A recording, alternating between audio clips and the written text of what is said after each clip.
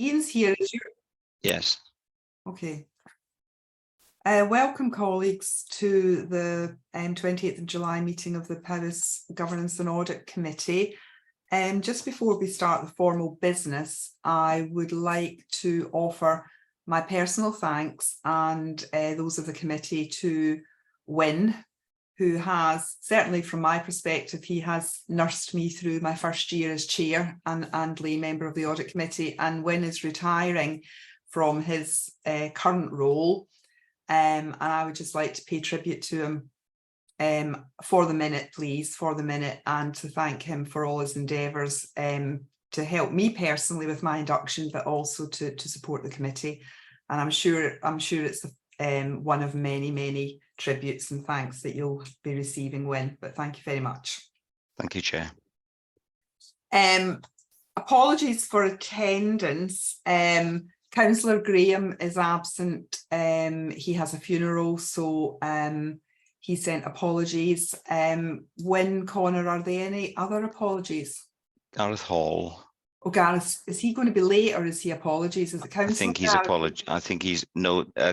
Gareth Hall is Councillor Gareth is going to be late. Right. Okay. Gareth Hall is an apology. Right. I think we've had an apology as well from Councillor Ange. Yeah. As well as from the leader and Councillor Sean Cox. Yeah. Right. Okay, that's fine. Thank you. If those apologies could be recorded. And we also have Councillor William. Thank you, Chair.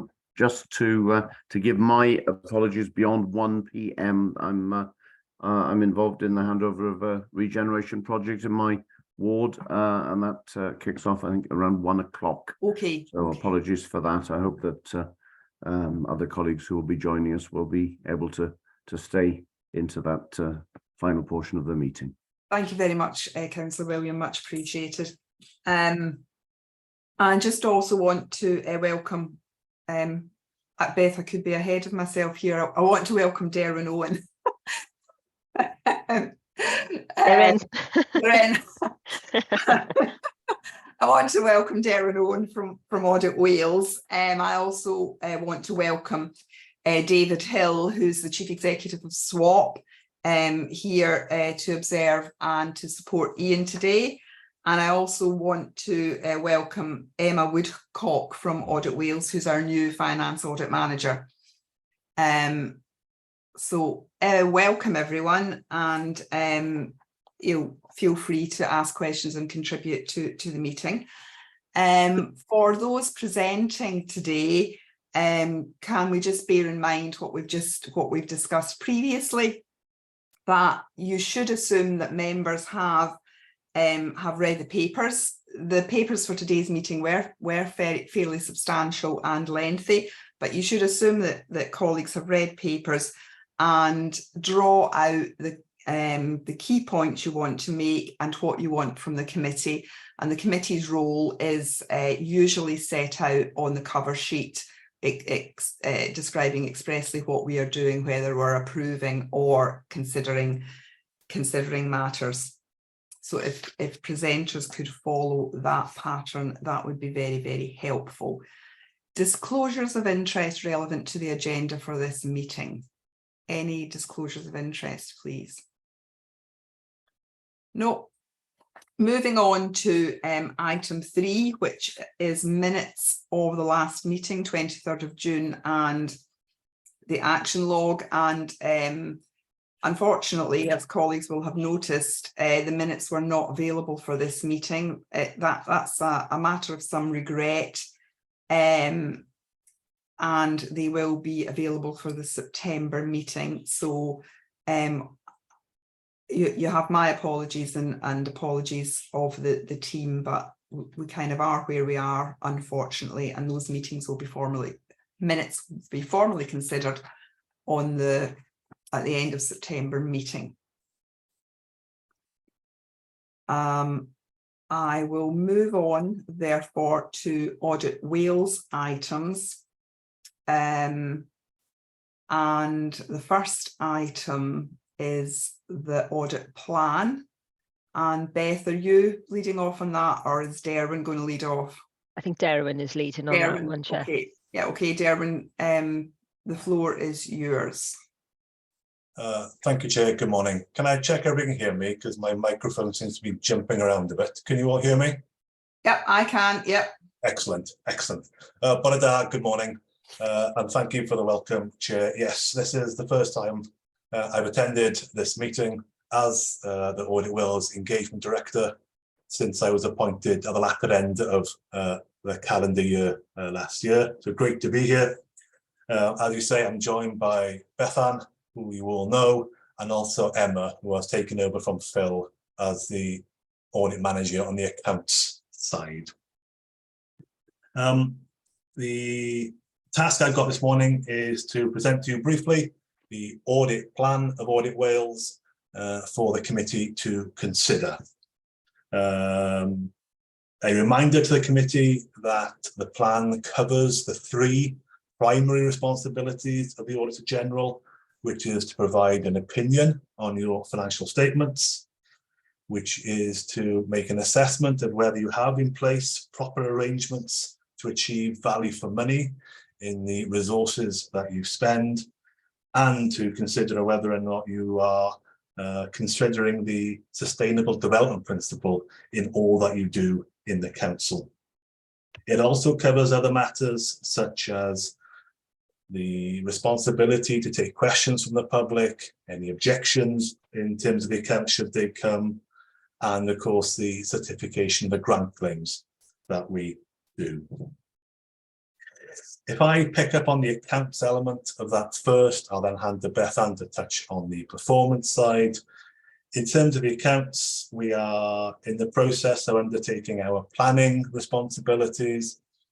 The first thing to touch upon is to remind the committee that we cannot provide absolute assurance as ever as to the accuracy of your accounts. We do use the industry standard of materiality, and that for the council is predicted to be around £5.5 million for the coming year.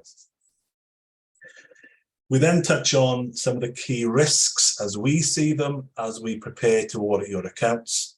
I think the overall message is I don't predict at the moment any significant big issues arising from the accounts.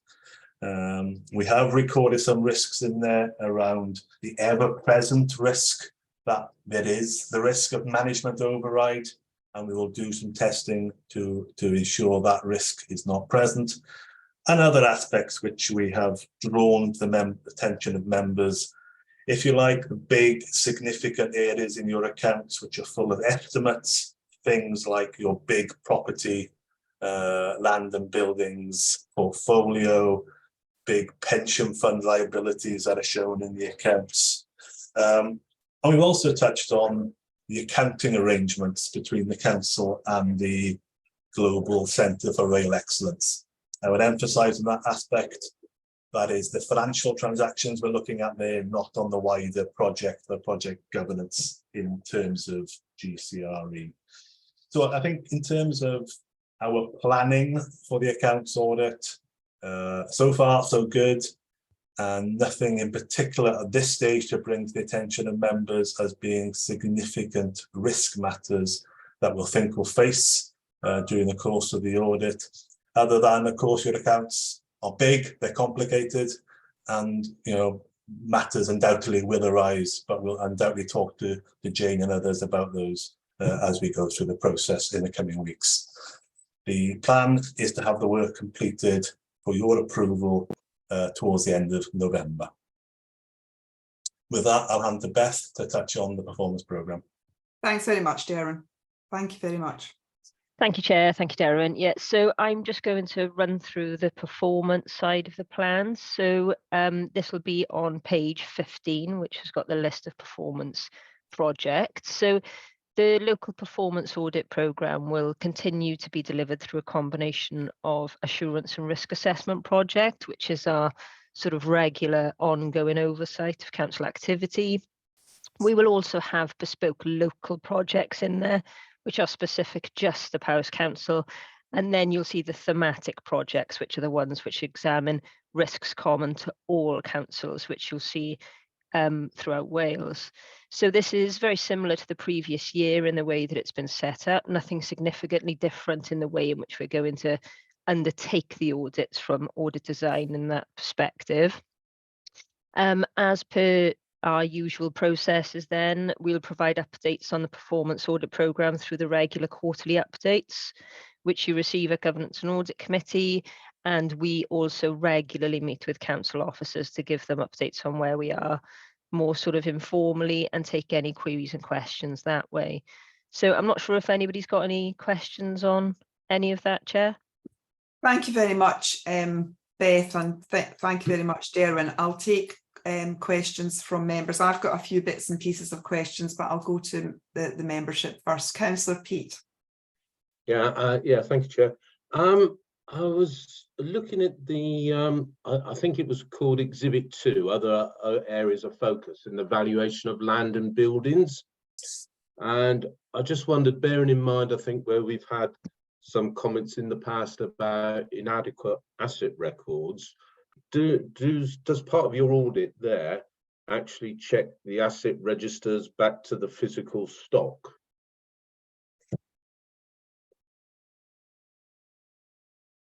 Thank you, Chair. If I can come in to respond then. Yes, there is an element of work where we do physical verification. It is, if I'm honest, a small element of the work we do around your extensive portfolio. But we do a level of substantive testing to confirm the existence of what is in your asset register in terms of verification. Is that, oh, sorry, Chair, for that. Oh, we're just going to ask you if you wanted to come back, Councillor Pete. Yeah, thanks, Chair. Yeah, is that because of that materiality limit, Derwin, then it's not deemed to be significant enough with 5.5 million, or what's the reason for doing such a small amount of testing? It's more about risk assessment. Clearly, the audit programme is based on the risk of a material misstatement. And I think our assessment that the risk that the council has on its balance sheet an asset, be it a property of many millions of value, which doesn't actually exist, is low. Yeah, we get that assessment from our cumulative audit knowledge over a number of years. And of course, over the years, we have built up an understanding of the asset register, of the key assets, and as to where they are, etc.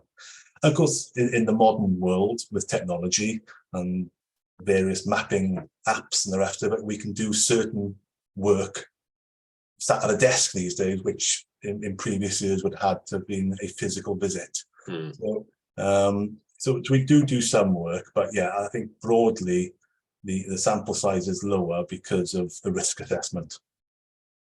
Okay, yeah, understood. Thank you. Thank you very much, Councillor Pete. Thanks, Derwin. Councillor Chris, would you like to come in with your question? Yes, thank you, Chair, and thank you for, it's a substantive document that you provided and a lot of work and activity going on. A couple of things. One is I just wanted to understand the materiality statement a little bit further, because, if you're involved in it with accounts, you may understand that, but I don't feel I fully understand that. So a little bit more of an unpacking of that would be helpful. And then I've got some questions regarding some of the thematic reviews. One of them was on unscheduled care. And what I see on that is there's no detail around timelines for feedback, and it would be useful to have that. And also, where does that then go? And to whom? And is there any liaison with health board colleagues? Because we don't do that in isolation. It has a cross-reference on it. And again, without seeing the detail, I don't know whether that's happening. I'm assuming it is. So that would be helpful. And then there is another thematic review regarding digital. I was recently attending another meeting where we talked about the concept of a team powis on there, and that seems to fit into the sustainable like Powys agenda that we've got later on our agenda. But what again I don't necessarily see is cross organizational working. More of we remain in silos, and I think that Welsh Audit can possibly assist with some of that cross organizational working, and the digital infrastructure is one that will benefit not only the local authority but also health board and other public sector agencies. And I just wondered whether there was any look within that to see how resources around could be then shared more around critical infrastructure projects to deliver a more sustainable Powys, but also health board agendas rather than just deal in isolation. Thank you, Chair. Thanks very much. Thanks very much, Councillor Chris. And it would probably be worth mentioning, Chris, that you're is it co-opted? Is that the right expression? A co-opted member?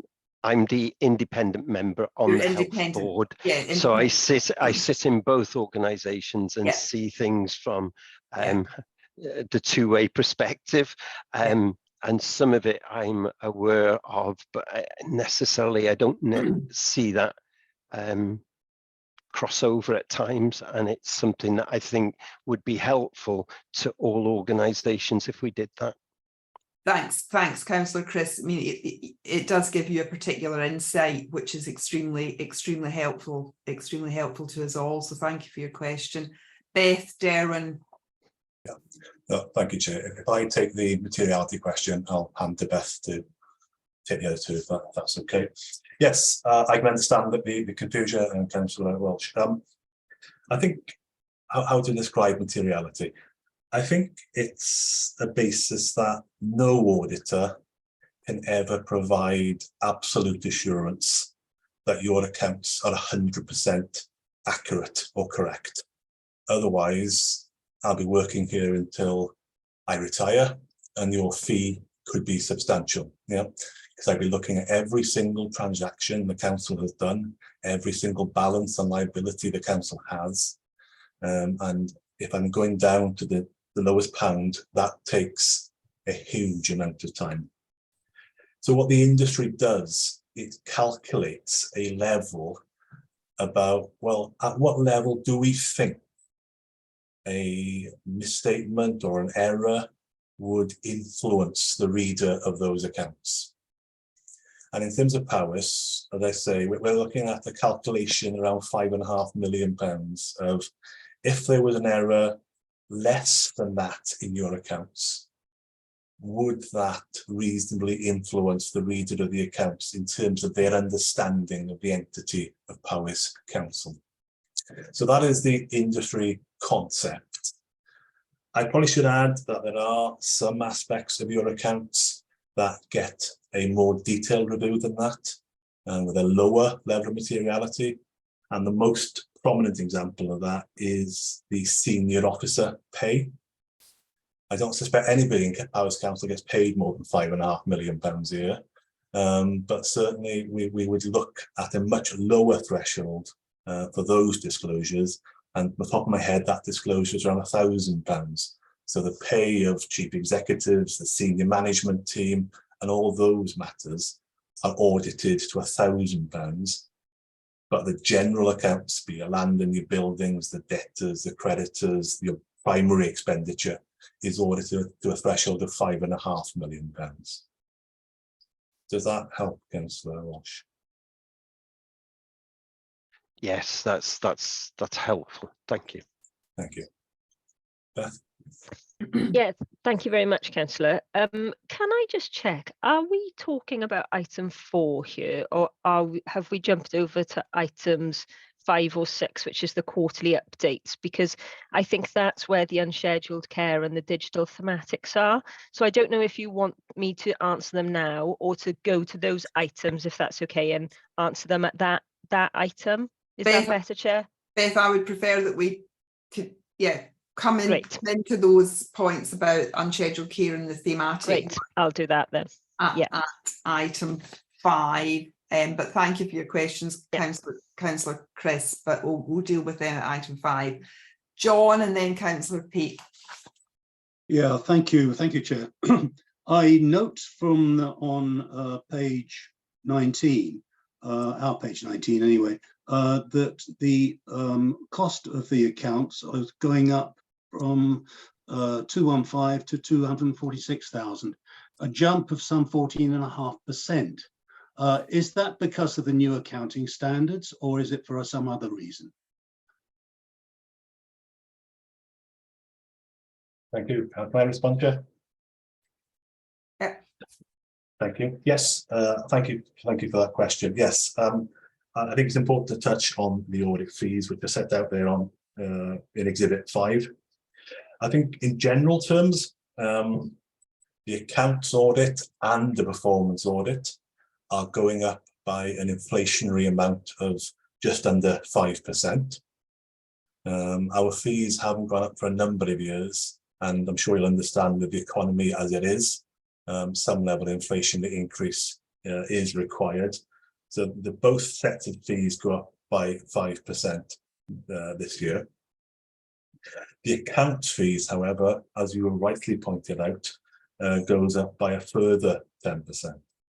I think when my colleague David attended the committee last time to talk about the outline plan, he talked about this new accounting standard of ISA 315, which has come in to be an industry-wide new standard across the UK and Ireland, public and private sector.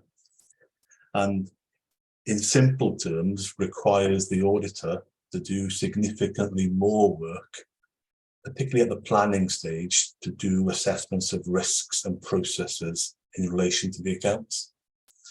So I think across the board, audit plans, as I say, public and private, are going up by a similar, if not higher, amount. So it is unfortunate. I appreciate the council has financial strains on it, and we will do our utmost to keep the fee to its absolute minimum. But in terms of discharging a quality audit, which is what I'm sure the committee is after, that unfortunately is our predicted cost. One final comment, I guess, is Audit Wales is not able to make a profit, and therefore, if our actual costs rather are less than those which we estimate in this plan, then clearly we will provide a refund to the council. I have to go with the caveat that the converse is true, of course, that if our estimates of actual costs are more for whatever reason, then of course that is also a conversation to have with the council, because these are estimated fees at this stage. But yeah, it's a combination of inflation of 5% and the impact of the new auditing standard of a further 10% on the accounts. Thank you for that response. I guess that was probably the case. Audit Wales have not been without resource problems in the past. Are you confident that you have sufficient resources at your disposal to meet the timetable and meet the demands of this new standard? Yeah, it is fair to say that for whatever reason, auditors are in demand. It's nice to be in demand for once as opposed to other things, but that demand does mean that our staff are lucrative to other organisations in terms of departures. But yes, as we sit here at the moment, I am as confident as I can be that delivery by November is what is scheduled to occur.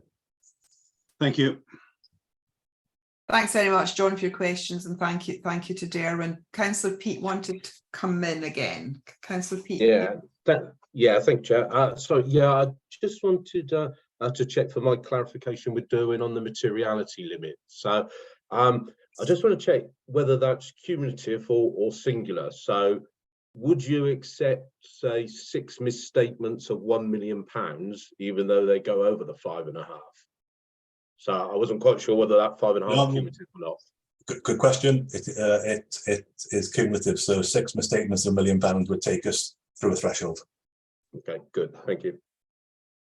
Thanks very much. Any further questions from colleagues? I've got a couple of questions. Okay, I was just wondering if anyone could comment on probably Beth, page 13, that in it's related parties. In the previous 2 years, we have identified weaknesses in the council's systems, identifying and recording related parties transactions. I was just wondering if someone could comment on that. Partly because I've only been with the committee for a year, so I don't have a very long history. Yeah, shall I come in, Beth, or you? Because this is probably more on the account side than Yeah, I think it's more accounts actually. Yeah. So I can't comment in detail as to your question, Chair, because I've only latterly been involved in the audit. But I think this is where the council has to declare in its accounts where it has interested parties, where members or senior officers have other interests in other organisations, be it from a private perspective or in their responsibilities. I think what we've identified in Powys, and if I'm honest, in more than one other council, is that the systems to pull together those disclosures across the organisation in terms of members and chief officers aren't always as robust as they need to be. That generally would be my thinking behind it. But I noticed that Jane's got a hand up, which might help us, I think, in answering this question, if I may pass. Yep, Jane, thank you. Thank you, Darren. Thank you, Chair. We did have a particular issue last year as well. You'll all recall that there was a change of council. And when we were looking to get confirmation from members that they'd updated their interest notifications as part of reaching the end of that financial year, unfortunately, we were struggling to get members to complete that for those that were particularly leaving the council at that point. So that created some of the problem. We also had an issue with the system in which records those interests. And for some reason, it's been resolved now. We won't have that issue this time. But in terms of the system that we used, we were unable to retrieve a report from it. I can't remember the exact details of what happened. It's probably not relevant anyway. But what I can say, however, is that we have addressed that this year. And I'll be pleased when Audit come in and look at that particular aspect.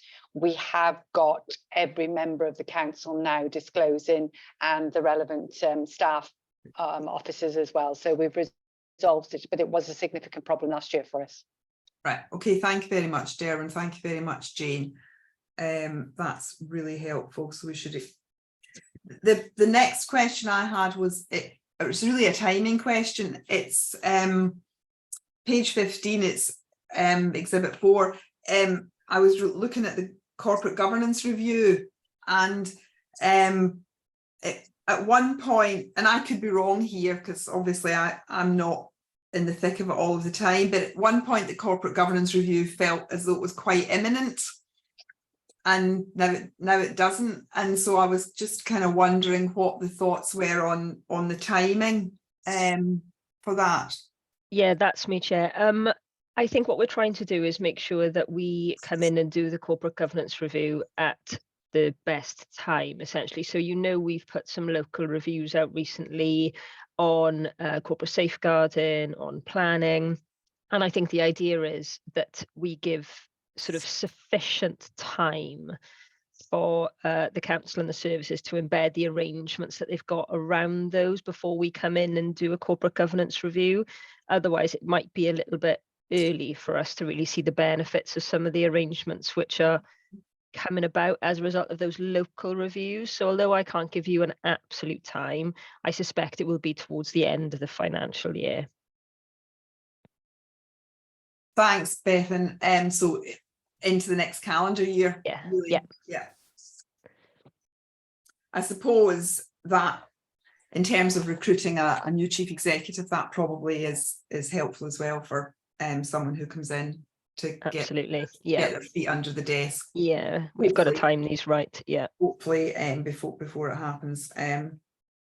Thank you. The other question I had was really, it was really around the new standard ISA 315, and really a question for Audit Wales colleagues, obviously, but also perhaps SWAP colleagues. I just wondered if colleagues could comment on the new standard, because it seemed to me that there was a bit more of a relationship potentially, or an overlap between internal audit work and external audit work.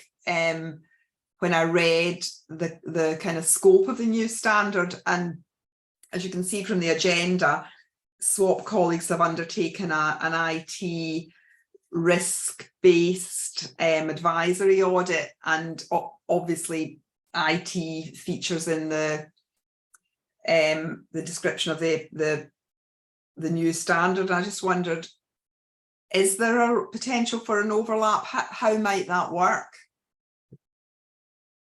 Yeah, thank you, Chair. Emma, do you want to go at that? Yeah, that's fine. Thanks, Chair. Yeah, I think on the face of it, there does look to be an overlap between what we'd be undertaking and what internal audit and SWAP have undertaken. But I guess the standard also prescribes that if you take reliance on work that other people have done, you have to perform quite an intensive assessment. So previously, in our experience, where we place reliance on others, the actual assessment that we have to undertake is much more time consuming than actually undertaking the work ourselves. And the other thing I should say, I guess the focus is slightly different.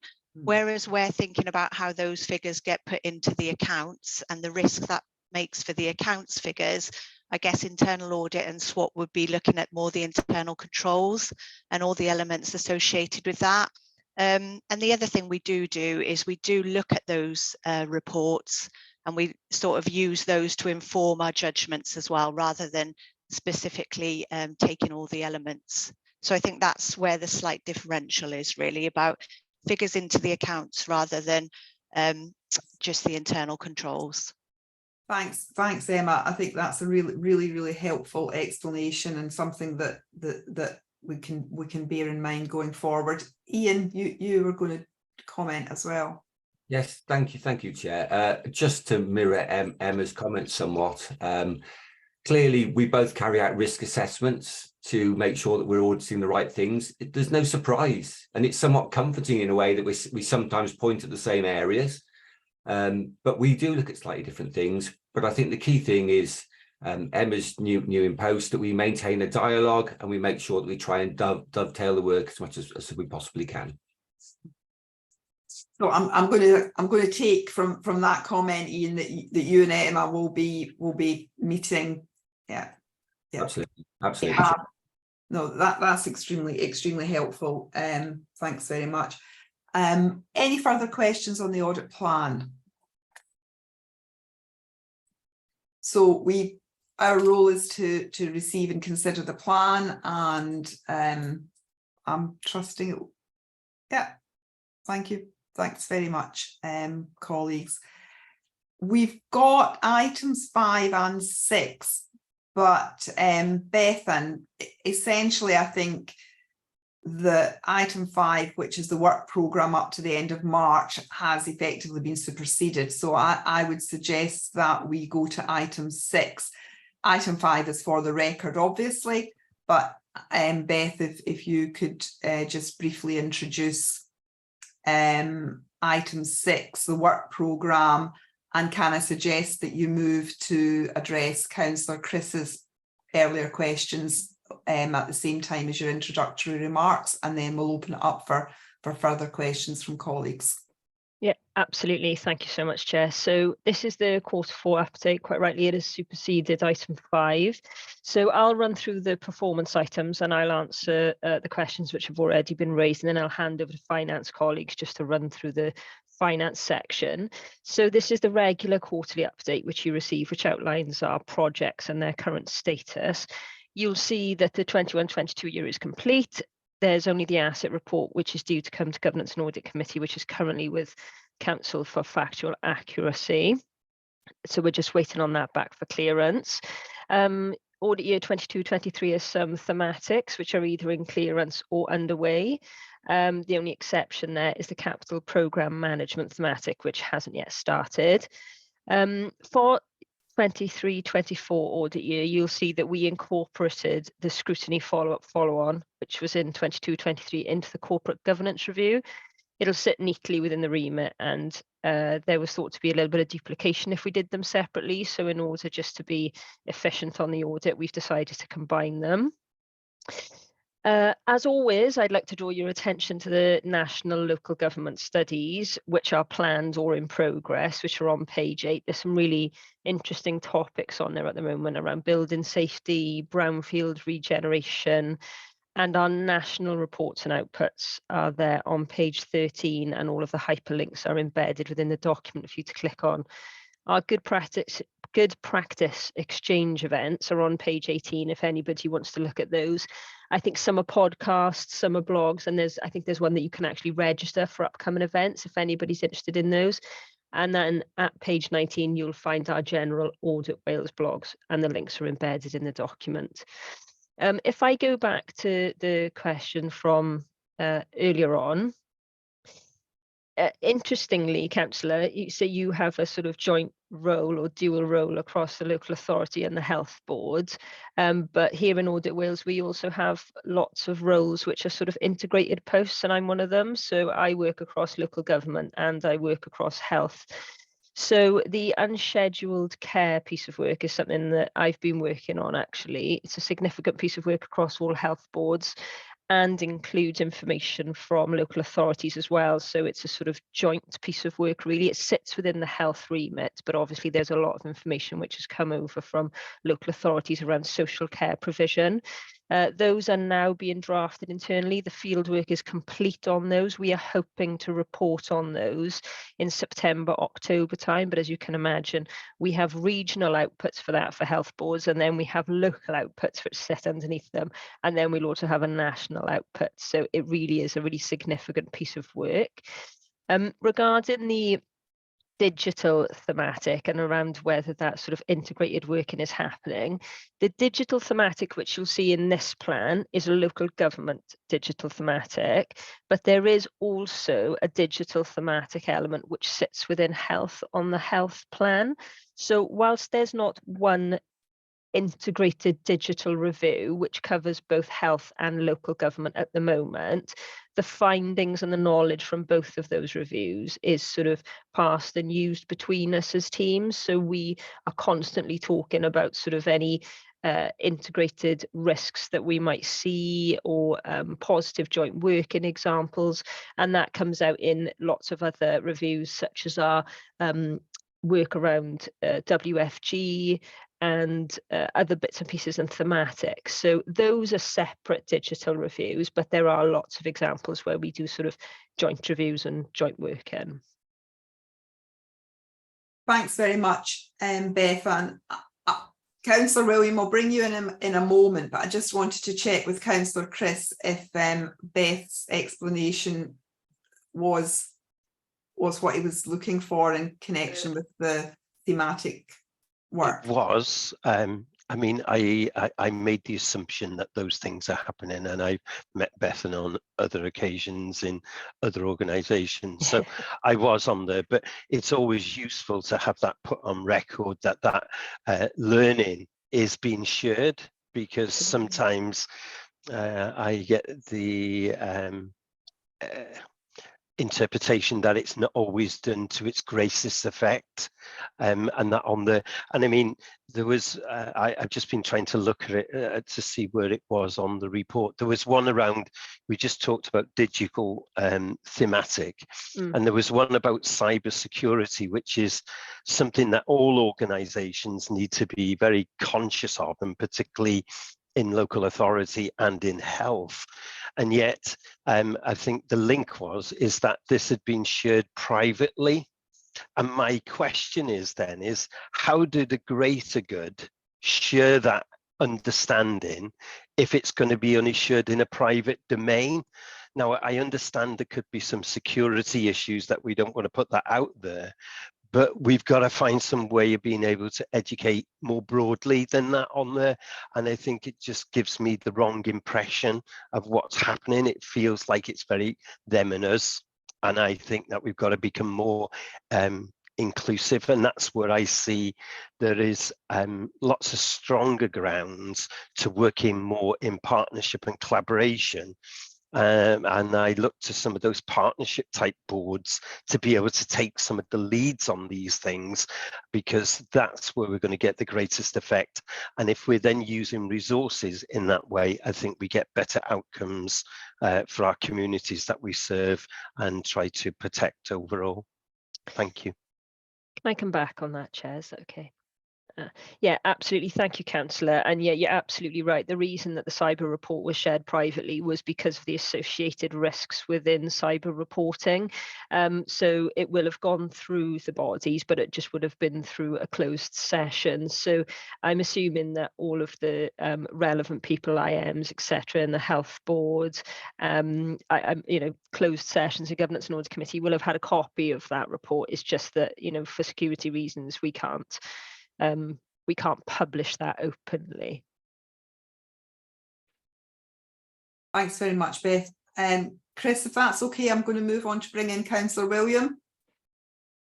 Diolch Cadeirydd, Bwyd a pawb. I just wanted to thank Bethan for speaking to the report and for responding fully to Councillor Chris's question. I've got a sort of a question that kind of is associated with that topic, and that is, how do we select those areas for focus in the upcoming period?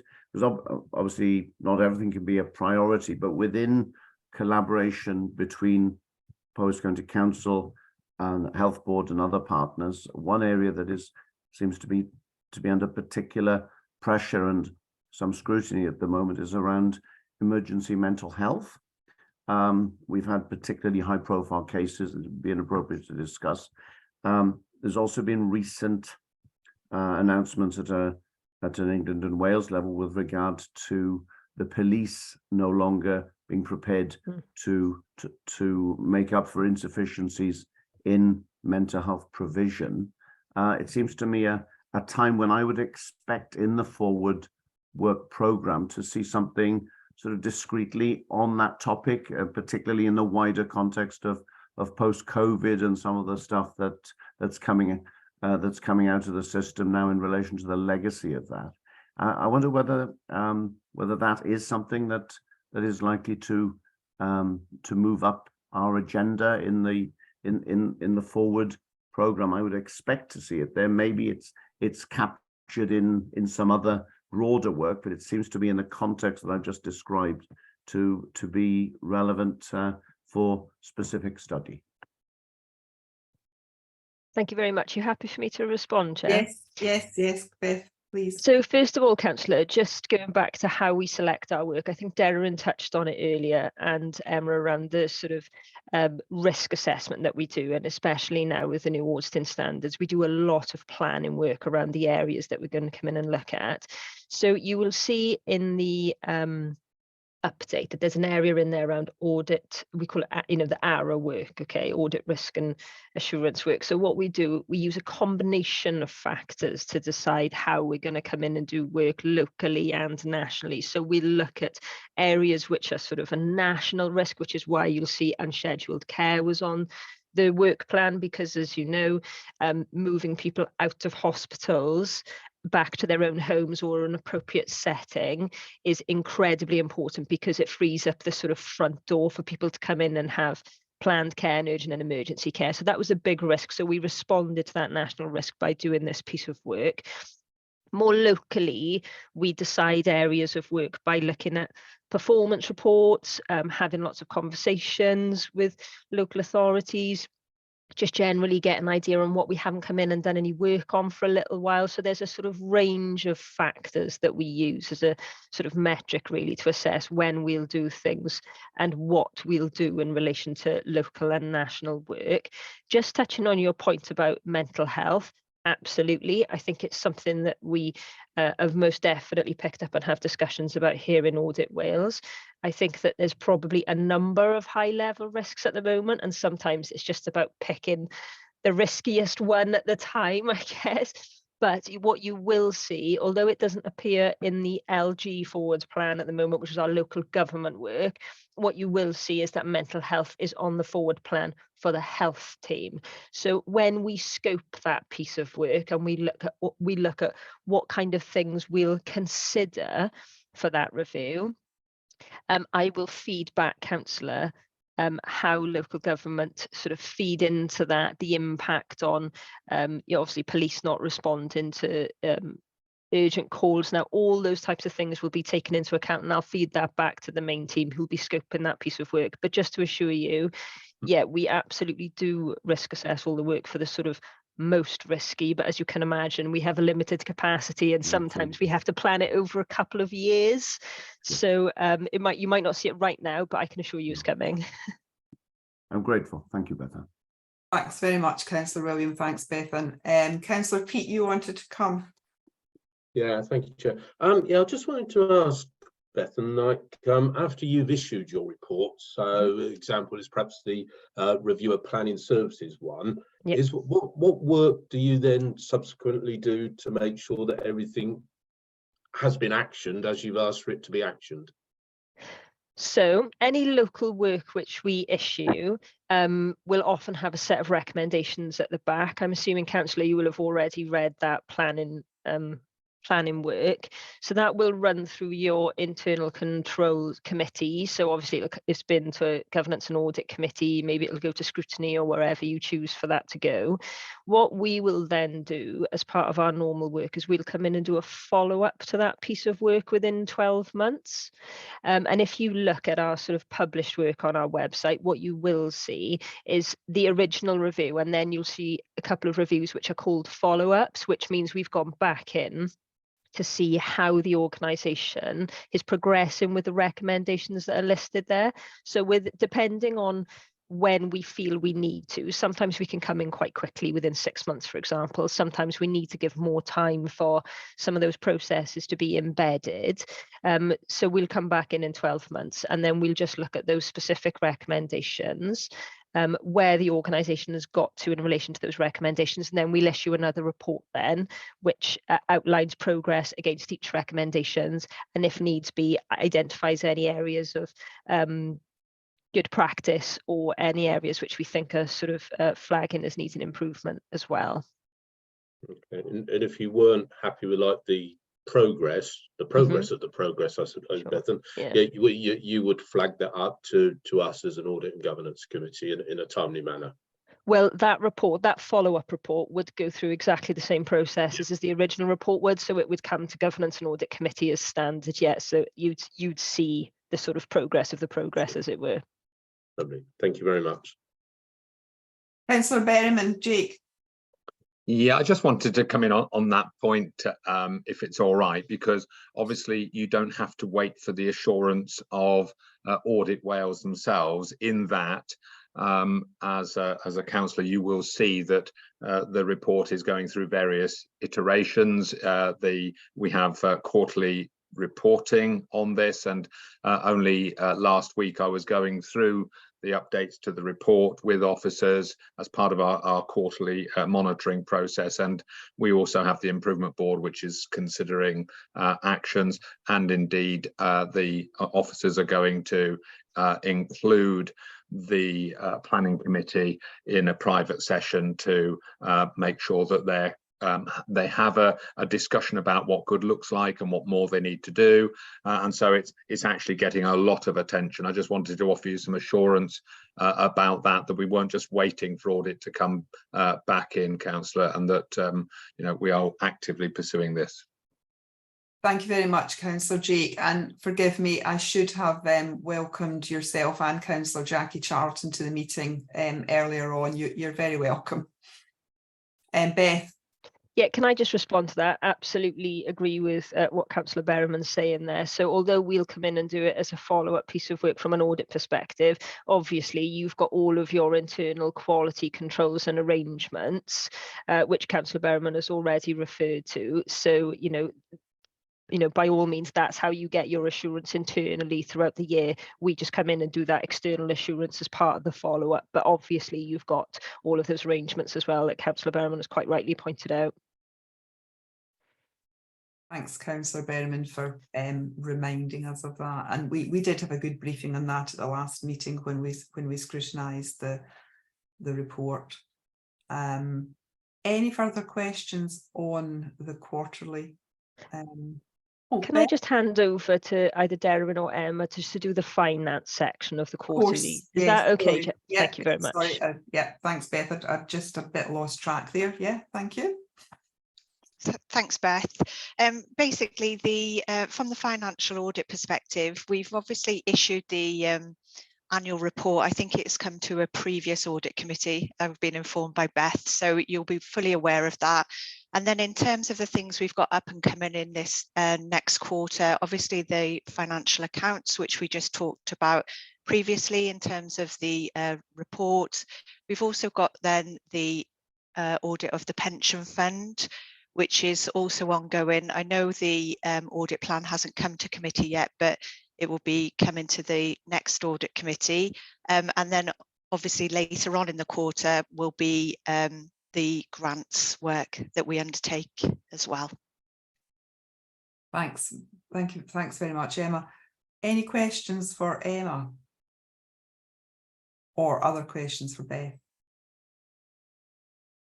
No. I just had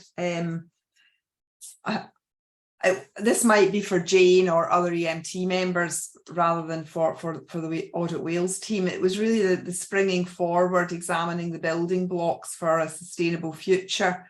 And I was really just wondering about the nature of that report, assets report, and sort of wondering about its potential contribution to the implementation plan for sustainable powers. So it might not be an Audit Wales question, it might be a question to EMT members.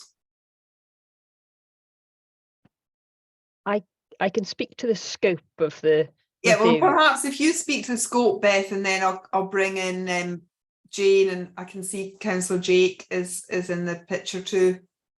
Okay, great. So yeah, springing forward was split into two sections. So we did workforce management, which has come previously. Yeah. You've already had that one. Yeah. And the assets report was looking at sort of asset management across the local authority.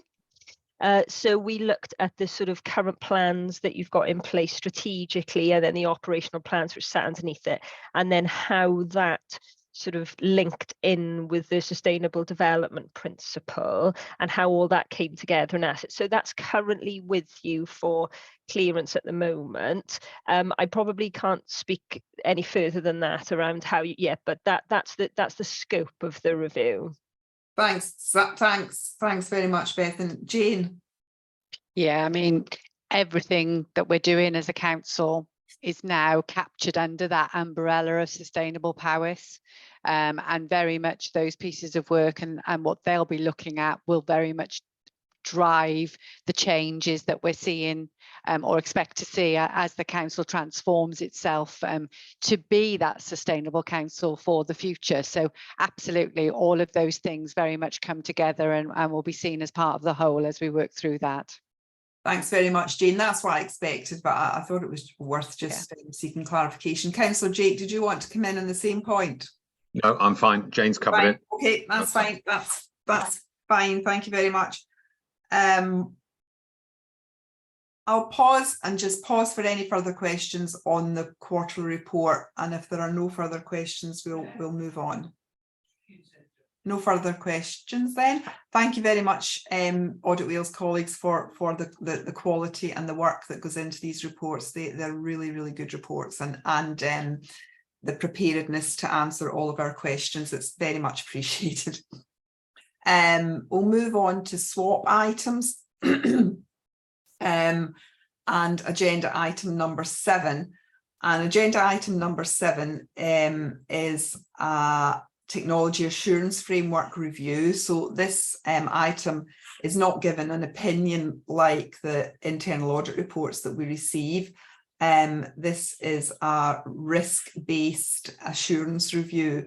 And we have Ian as usual, but we also have Darren Roberts, who is he'll introduce himself, but he's the lead in SWAP for IT and digital matters, which one of the advantages of being a part of the SWAP partnership is being able to benefit from that broader expertise that a small local team may not be able to bring us. So I'll hand over to Ian and Darren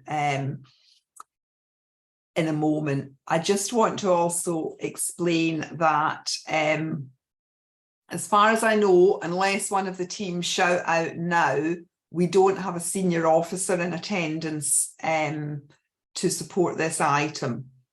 So today we will focus on the report.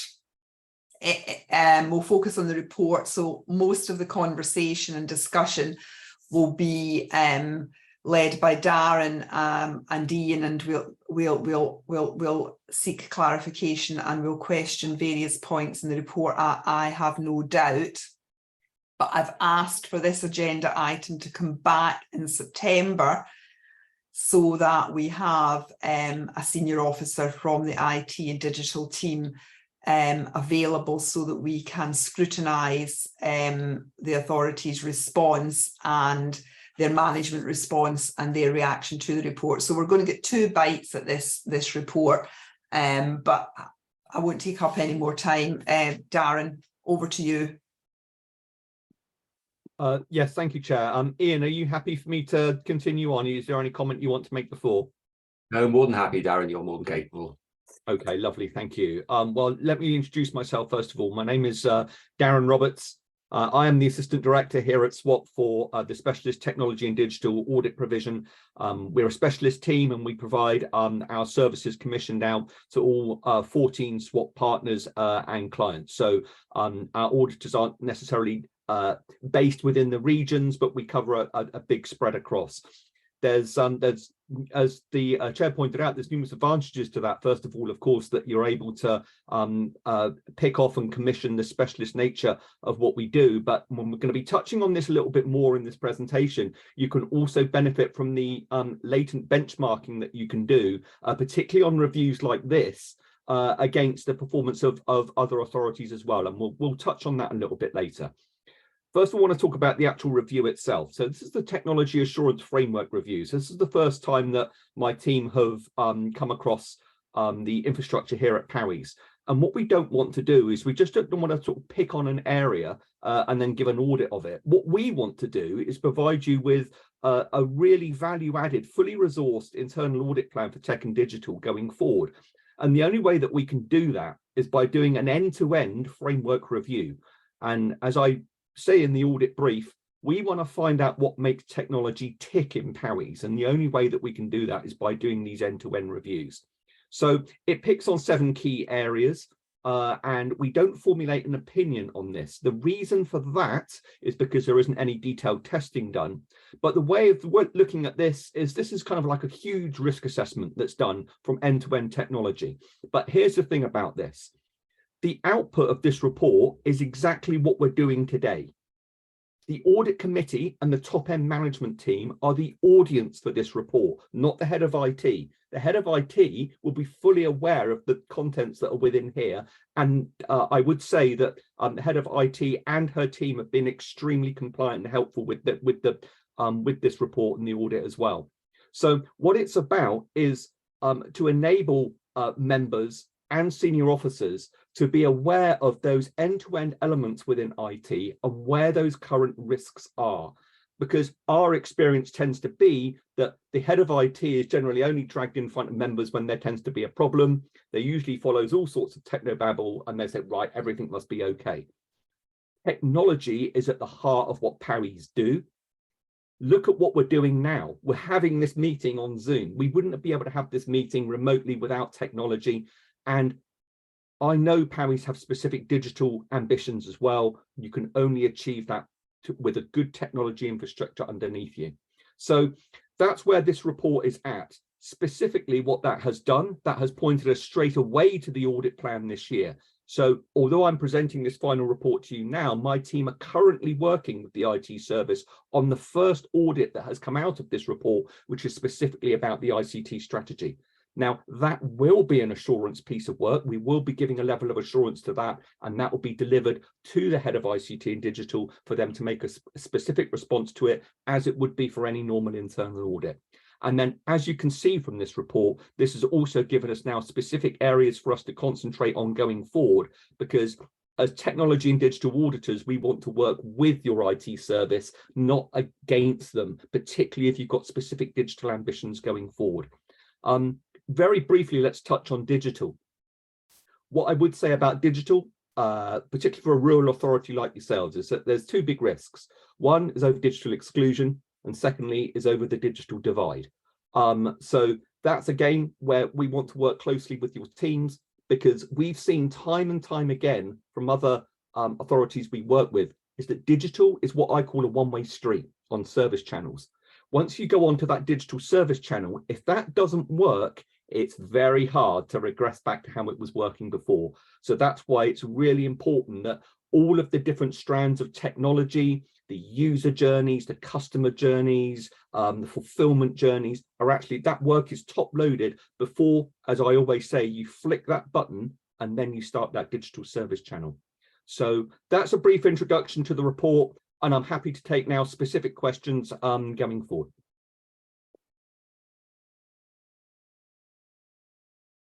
I'm on mute, sorry. Thank you very much, Darren. Ian, do you want to add anything before I open it for questions?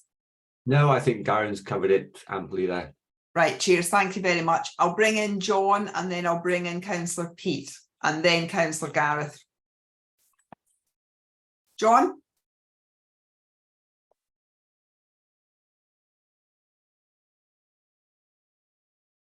John, can you hear? Thank you, Chair. Yeah, okay. I am here. I'm having trouble getting my camera on. Can you hear me? Yeah, we can. Thank you for that, and thank you for the report. One thing reading it, I thought was missing was any reference to artificial intelligence and its potential applications to local authority work and the opportunities it will give us to enhance that. Is that going to be taken up in this review that you're undertaking now? Yeah, thank you, Councillor John. The review as it stands there is what we had to report on as the current state of things as it is in Parries at the moment.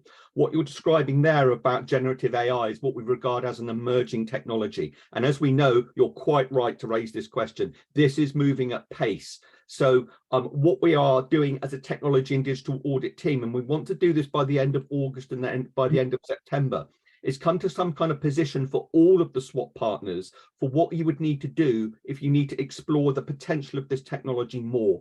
And we would encourage you to do that as well, because the only way that you can learn more about this technology is to use it. We would never say as your internal auditors, just stay away from it.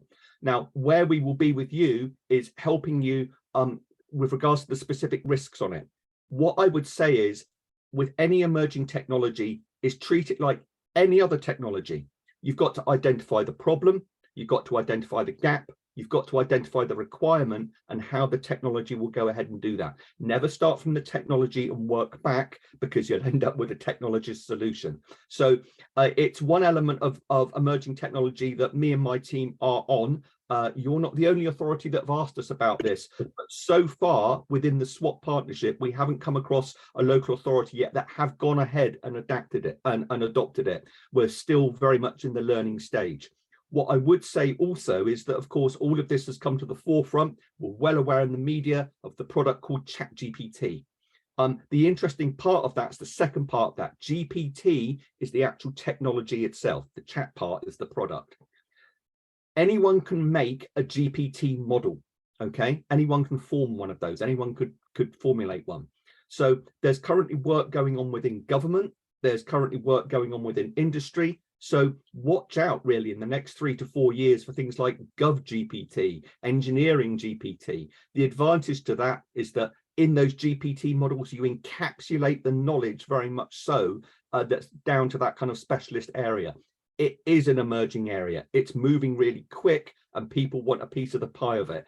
But we would say, as we would always say as your auditors, there are specific risks around that. And not just involved with local authorities, but me, myself personally, I'm involved with the BCS as well. We've just written an open letter to government and industry outlining that AI is a force for good. AI isn't what, as we would perceive in the media, it's going to take all of our jobs and then it's going to rampage through our societies. No, no, no, that's not how we want this technology viewed. So very much the team are very much on that, and how we go out and deliver that to our partners will be released imminently. Thank you very much. Thanks. Councillor Pete, you're next on the list. Yeah, thanks, Chair. Yeah, I did want to ask about AI, but I think Darren's covered that in his answer to John, what I wanted to ask as well. The other point, I just for my clarification, please, Chair, was I think you said in the opening remarks that we can't ask any questions in relation to the management responses, but I just wanted to note or let committee know I did have 3 points I did want to raise on management responses, but I think if I understood you correctly, that will wait for our next meeting.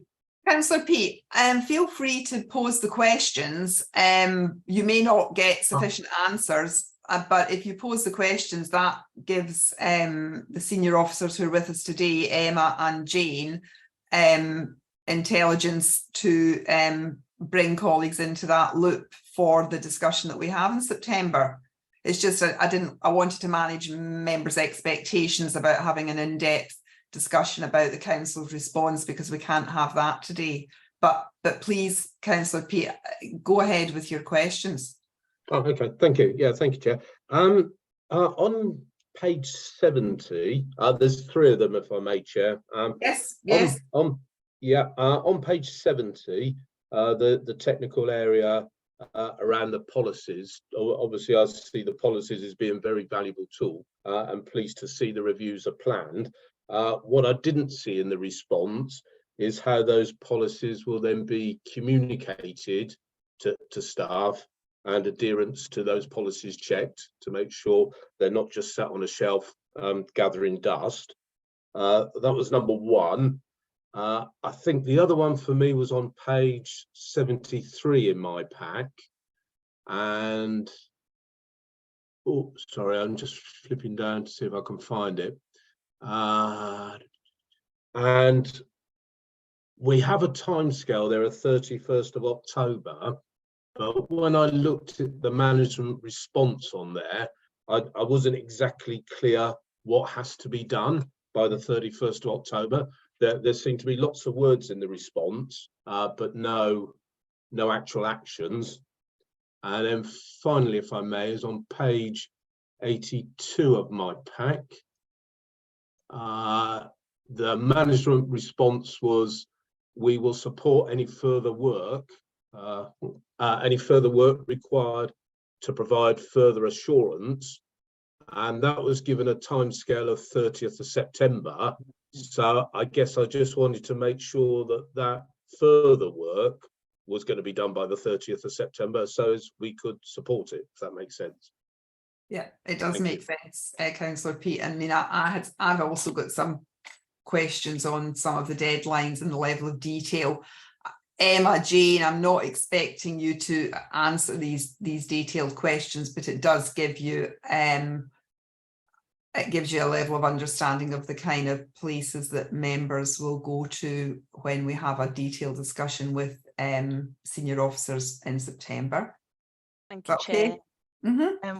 I've made a note of those specific points, and we'll bring them to the attention of the head of digital and economy services in readiness for the meeting in September. Thanks very much. Any furthermore, I'll do the same throughout this session. Thank you. Much appreciated, Emma. Thank you. I'll bring in Councillor Gareth. Good morning, all. Yeah, thank you very much, and thank you for the report. This may be an officer's response, but there is two parts to it. On page 7 of it, it talks about mobile phones and tablets, and it says we're informed approximately 100 to 150 iPads are in use. Everything else seems to be very detailed in the response to the nearest one of mobile phones and laptops and desktops. Well, if you go on the high end, this could be around about 40,000 to 50,000 pounds worth of equipment missing there. I'm just wondering, are you confident? Because obviously the question is it 100 or is it 150 for the officer, obviously at the next meeting, but are you confident the data you've been given within this report actually reflects where we are as an authority around mobile phones and some of the machinery that we've got?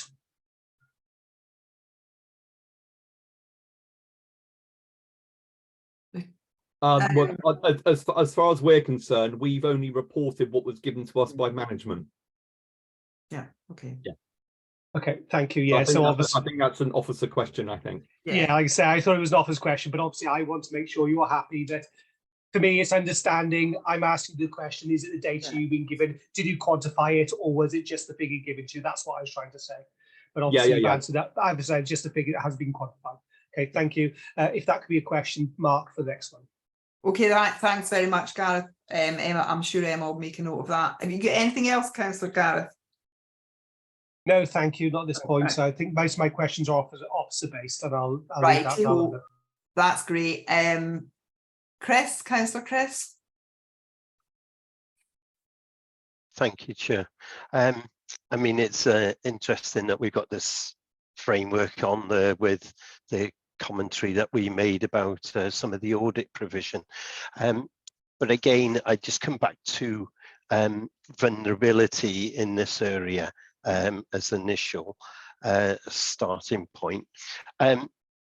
Obviously, I saw there was the reports of the number of laptops and desktop provision, and it mentions about Windows 10 and a couple of them using Windows 11. What it doesn't mention in there, and I just want to seek the assurance that this isn't happening, because in other organizations, there is still a reliance on some machines using Windows 7 and Windows 8, which are not patched anymore, so they have vulnerabilities potentially there. But some systems do not give us the capability of being able to run them anymore if you've gone to Windows 10 or Windows 11. Did you come across any of our machines and technology that was still reliant on Windows 7 and Windows 8? And within any of the reviews that you do of this framework, does that then get considered for priority of investment going forward? And that then leads on to within this, infrastructure is key around digital investment. And I just wondered whether you take that into consideration as you're looking through. And do you benchmark that digital infrastructure against other organisations to see of where Powys stands compared to the rest of Wales or beyond? Thank you. Thank you, Chris. Good questions. Darren, I think you probably can address some of these questions. Yes, thank you, Councillor Chris, for those questions as well. As part of this review, one of the questions we do ask is, what are all of the operating systems in use at the authority, of which Windows 7 would be one of those?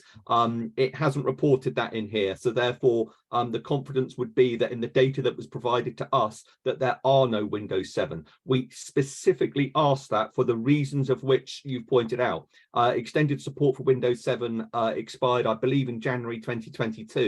Now, let's just give a really quick indication of why we would see that in an authority. And it's usually to do with something called legacy systems. So systems that can't be updated. And it's just as you said, Councillor Chris, to run on Windows 10.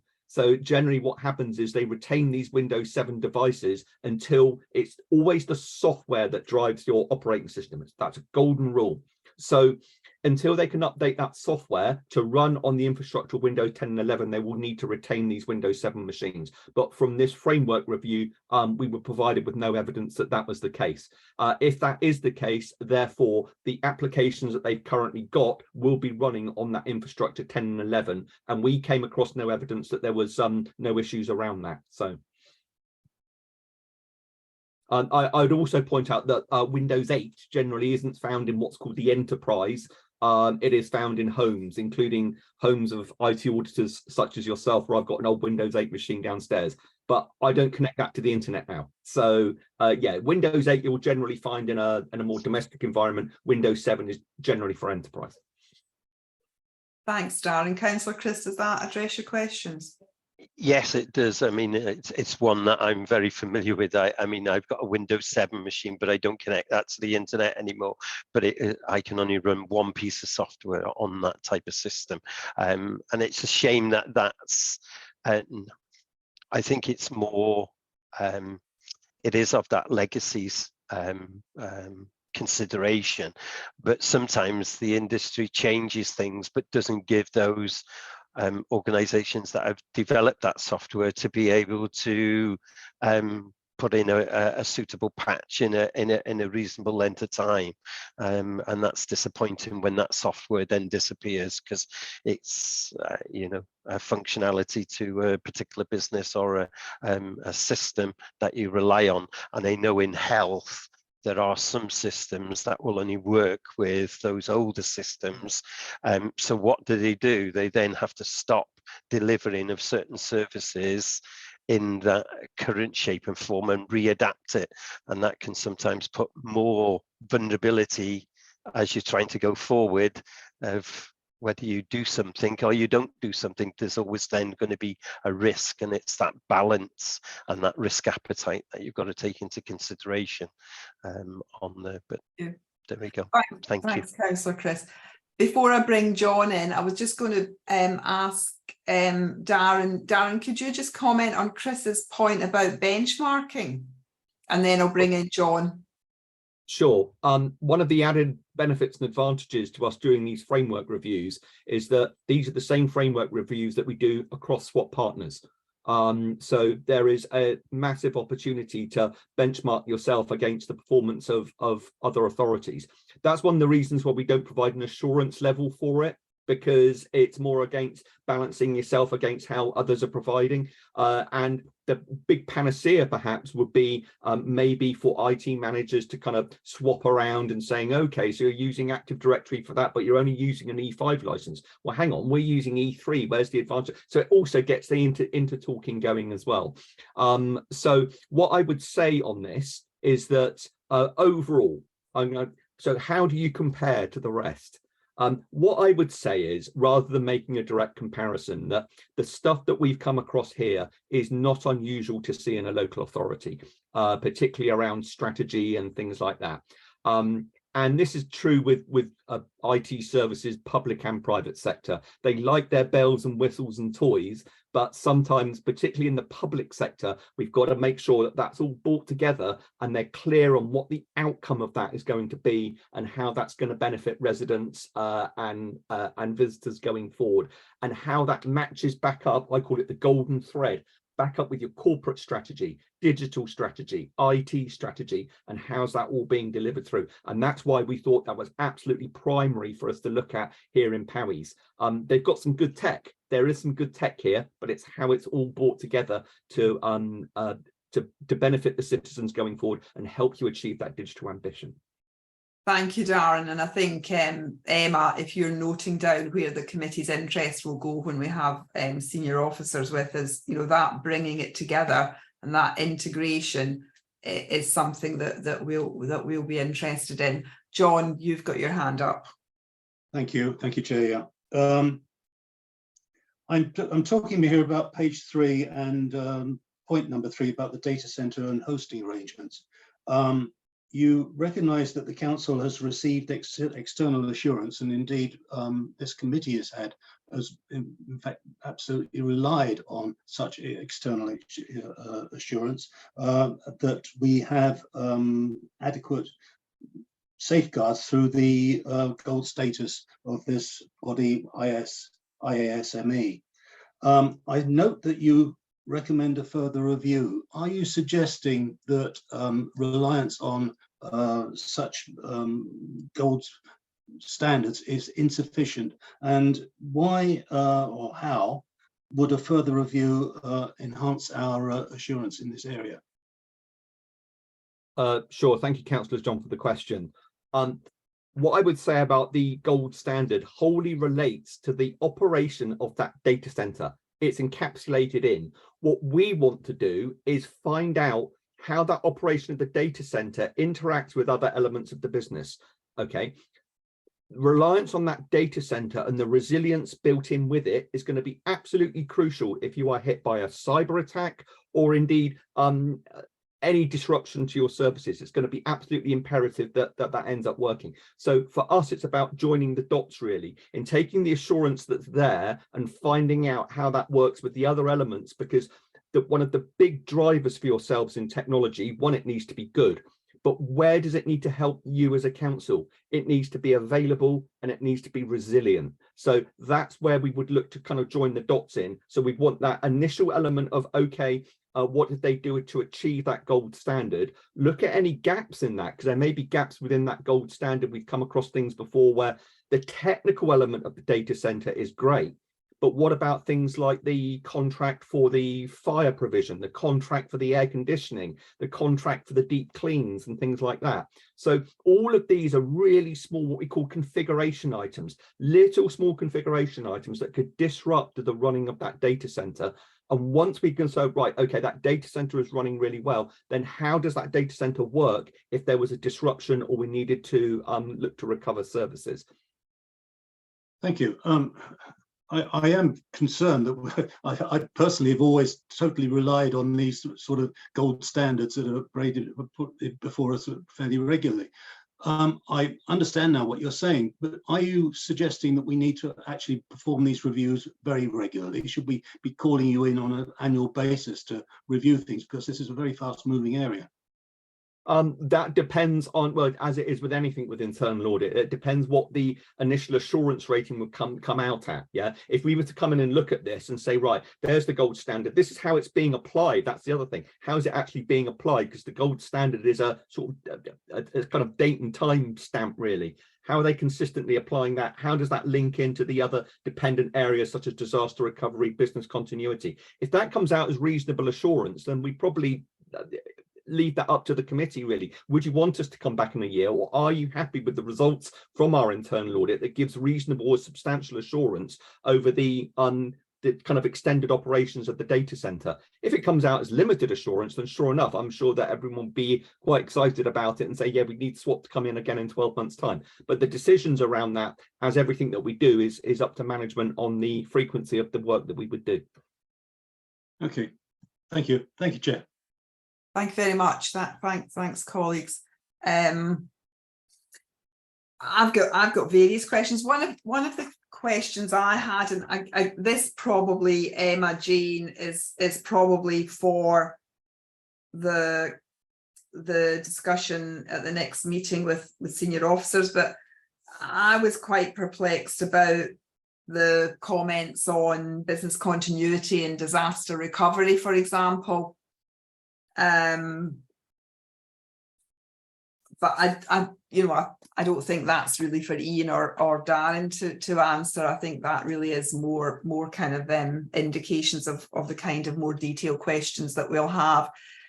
I guess picking up on Darren's opening remarks, that this sort of risk-based assurance assessment is provided for EMT and for Governance and Audit Committee infrastructure. Where are EMT with their consideration of the reports? I believe it's been in since April or May. I'll come in there, Thanks, Chair. Emma. So as the lead for this area, as the line manager for the head of digital and economy services, have been kept informed throughout the audit that was undertaken here, and the team have worked very closely with SWAP, actually pushing for the overarching framework, that deep dive, that end-to-end element that Darren was referred to earlier, because actually to get to the levels of assurance, that detailed work needs to be undertaken, hence why we couldn't have a rating on the overarching. I think from my perspective, I'm quite concerned that we're not taking down a traditional route, if I'm really honest, around what I would perceive as sort of the old-fashioned ICT strategies, when actually what we're trying to do is transform as an organisation and move forward with our digital aspirations. We're being encouraged to lead the way. We're encouraged to be innovative and creative, notwithstanding the risks, and being aware of the risks that surround that. So I'd be interested in the further work that's undertaken. And I would like the team to have the opportunity to respond to the questions that the committee are raising, and further questions that the committee may like to raise, because there's a significant amount of work that has been undertaken in this area. And I think then as we're moving forward with each of the aspects, those will come through to EMT. EMT have also given consideration to the priorities and the work that we need to undertake in terms of digital transformation for the organisation. We did that, gosh, probably a month or two ago now, I think. And we were able to identify what those were, and we categorised things on an A, B, C, D. So those items that were in A were priority 1 and would be dealt with sooner, and so on. And then we've also aligned resources as well to that programme, and that commitment then obviously subject to the budget certainly, but over the next 4 years, so that we could see that programme taken forward.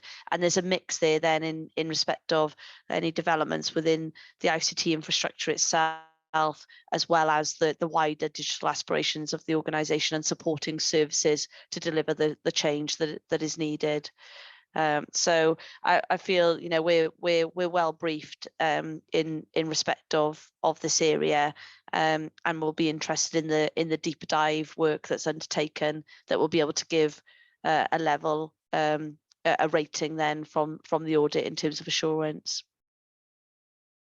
Thank you very much, Emma. Thanks. I mean, it's a huge area, and it's such an important part of the delivery infrastructure for sustainable powers.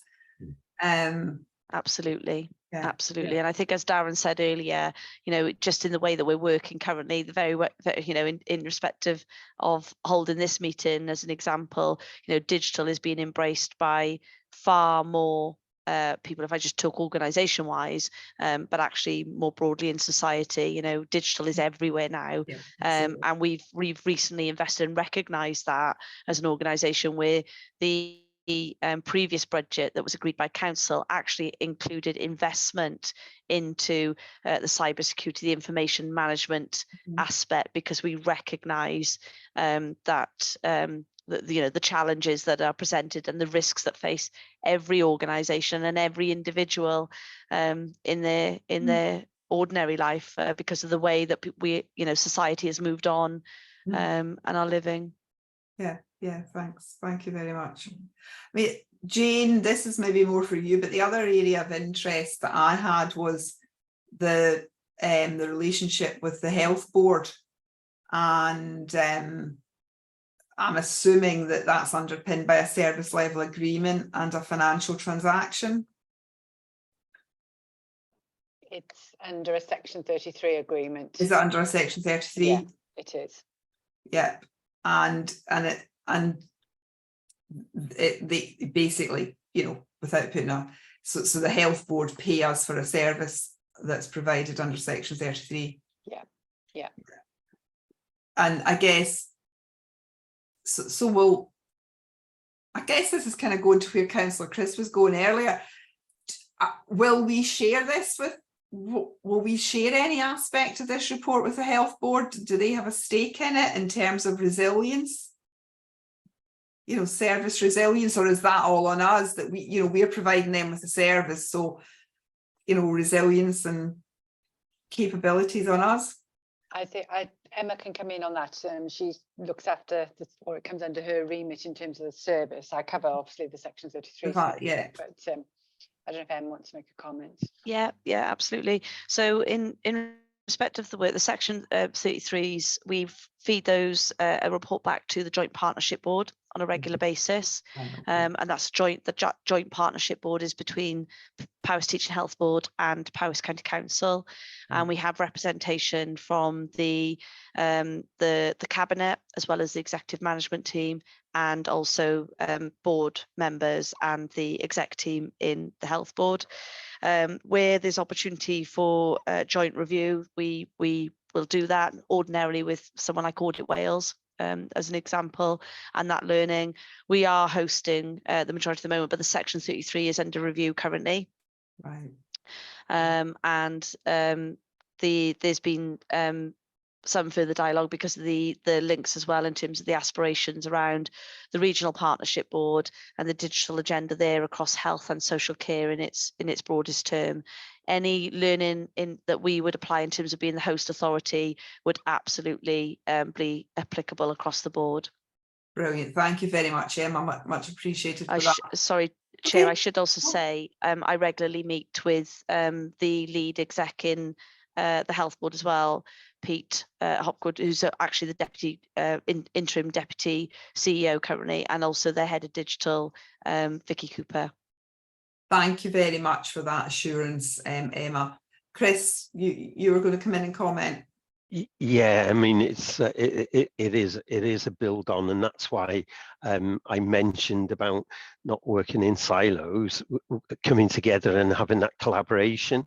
And this is where I see that if the local authority and health board, for example, can work together in relation to some of the infrastructure, because to me, it's the infrastructure that actually will help our communities around the point that was made right at the beginning of this session about not excluding and not dividing those communities between those that are IT rich and those ones that are IT poor.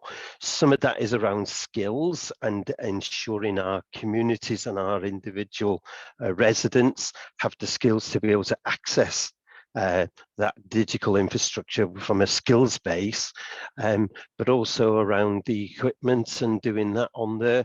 And this is why I like, within our library structures that we've got some of the iPad exchanges and higher, to go down those on the, and I just think it just needs everything to be pulled together. And what I don't necessarily see, and it's not just in this area, is in other areas, is I just sometimes see that we develop something ourselves and that's done in isolation rather than looking at where did the dominoes fall in another organization, and just having that thought of looking at that could make a huge difference to how we use resources effectively and training effectively, because there's lots of duplication that goes on that could be avoided, which gives us greater resources to invest in this area, for example. Thanks very much, Chris. Thanks, Chris. I'm going to draw this item to a close. We will return to it in September, and I think Emma and Jane now have a fair idea of what the kind of direction that we may go on, so they can brief colleagues as to our matters of interest for a September discussion, which will be more focused on the council's response. So thanks everyone for your contributions to that, and Darren, thank you very much for such a thorough piece of work that's given us the opportunity to have this conversation. It's really instructive piece of work, so thank you for that. I'll move us on to agenda item 8, which is the internal audit plan, and I'll just remind colleagues that we've discussed this a couple of times before, and Ian has constructively responded to our feedback. So we are asked to sign off and approve the audit plan, and I'll ask Ian to briefly introduce the piece of work. Thanks, Ian. Thank you, Chair. As you've mentioned, this has been to committee previously in a previous iteration, and there have been some amendments made based on the comments made by the Chair and the committee. So we've listened to your feedback and we've amended the report. I'll briefly run through the process, even though I've done this before previously. When we produce our plan, we look at a number of factors, and they would be things like your risk assessments, your corporate objectives, the systems that support you as a healthy organisation and make sure that you operate effectively. We also carry out a wider SWOT risk assessment, so we consider that. And we also take input from managers, members, and we also consider the work that we've done previously. So we use all of that information then to undertake a risk assessment. And that risk assessment is on page 92. And that's split into 4 areas. Those would be local, regional, national, and core areas, which are again the healthy organisational areas.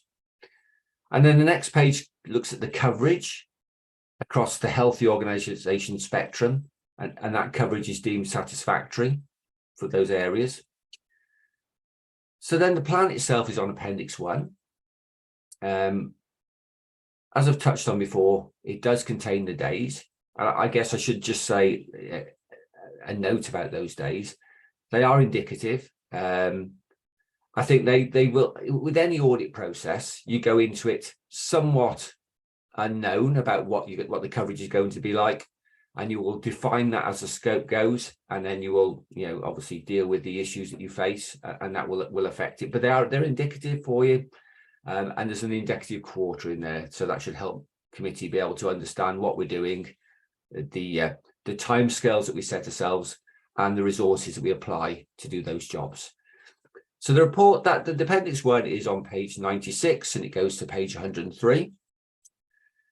Appendix 2 is the internal audit charter, and there's been a slight alteration to this from the previous version. And just let members know, the charter is the formal document that outlines the purpose, the authority and the responsibilities of the relationship between internal audit and the council. It defines the framework of how we operate. So there's been slight amendments to that, but I'd ask members to obviously look at note the both the plan and the charter and approve those. Thank you, Chair. I was on mute, sorry, Ian. Thank you very much, Ian, for introducing the plan. And I've got Councillor Pete is with his hand up. Yeah, thank you, Chair. Yeah, and thank you, Ian. Sorry. It was just on rereading this, Ian. I was just musing on the Appendix 1, the planned assignments for Q1. I was looking at the 2 levelling up audit assignments that are there, and I suppose what I was just musing in my mind is like 20 days each, but I wondered whether we have governance and project management processes in place that could be applied to every project, and therefore you only need to do 1 audit, or whether each project is deemed to be so unique that we have to keep on looking at the governance and project management process around that, if that makes sense. Yes, thank you, Councillor Pete. I think the general learning from the work we do as internal audit on project management and project governance, we certainly will look to share that. These 2 specific audits are around the Theatre Brycheiniog and Montgomery Canal.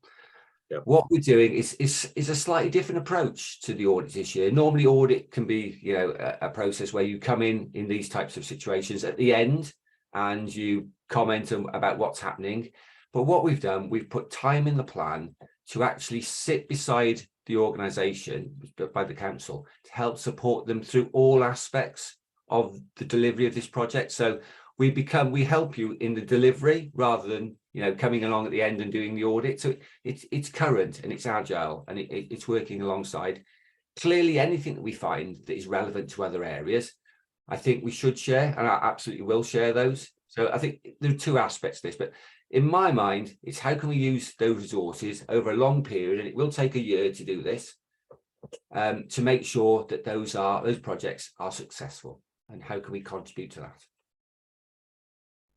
Okay, thanks, Ian. Thanks very much. Any other questions for Ian?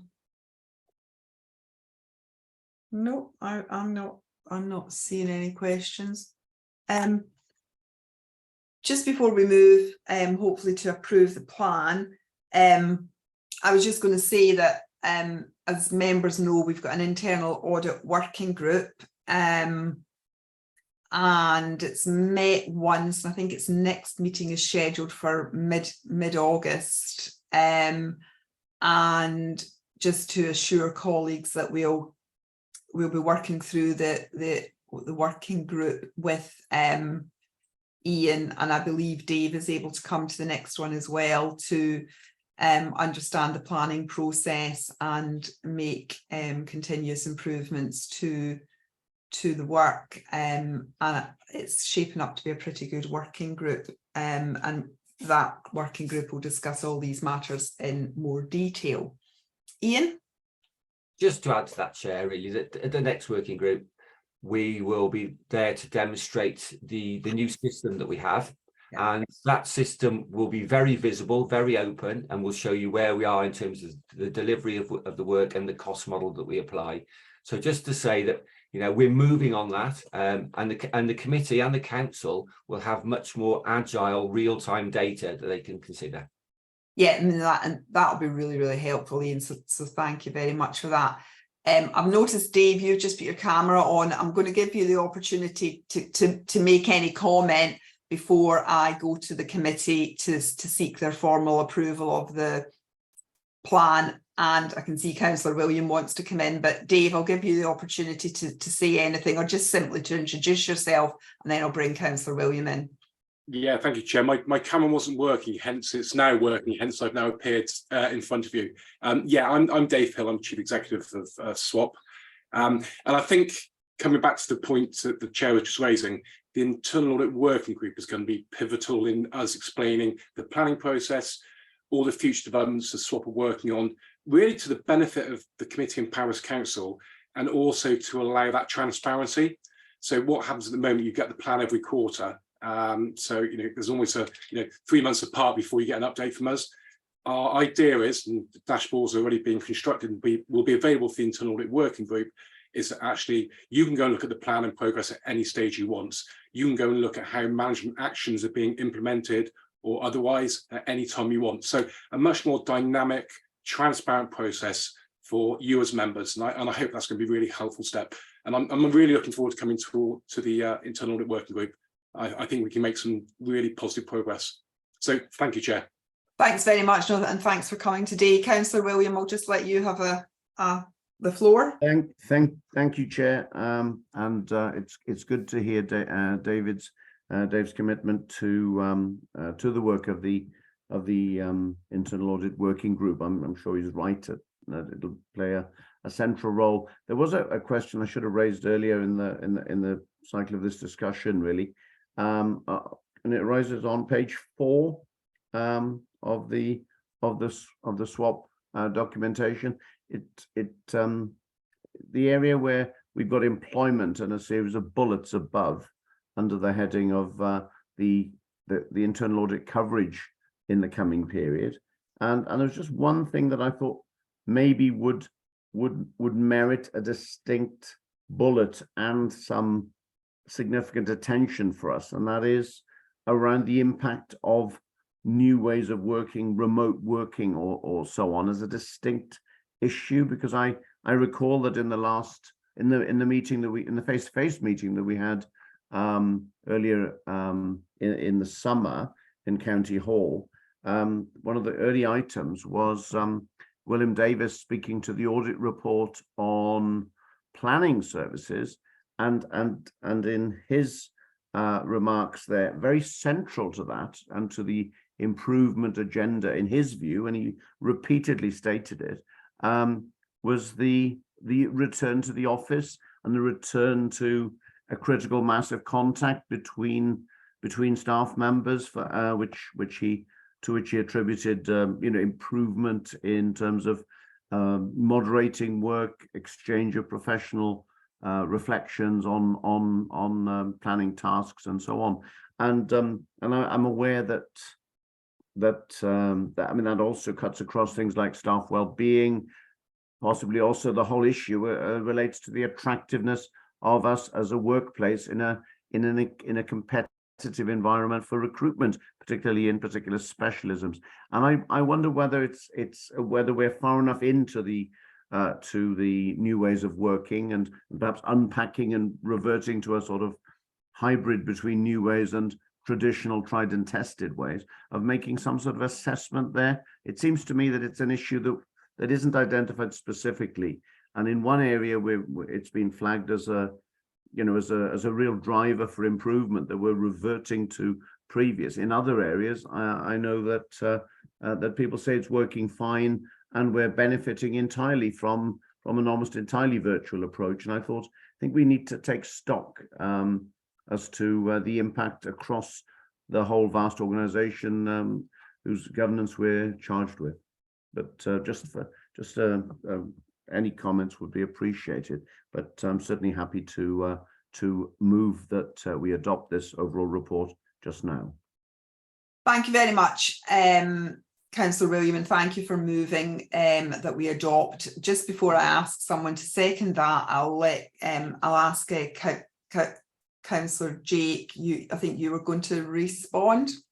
Yeah, I was just a little bit concerned about and apologies, Bill, you were far-ranging in there, and you're absolutely right about what Gwilym was saying, but I think we have to be very cautious about just going fishing for things rather than having absolute clarity about what we think we're auditing against the range of activity that you were talking about, because what's good for one is not necessarily good for another. And I certainly wouldn't want one service to have its hands tied by what was found in a completely different set of services, different ways of working.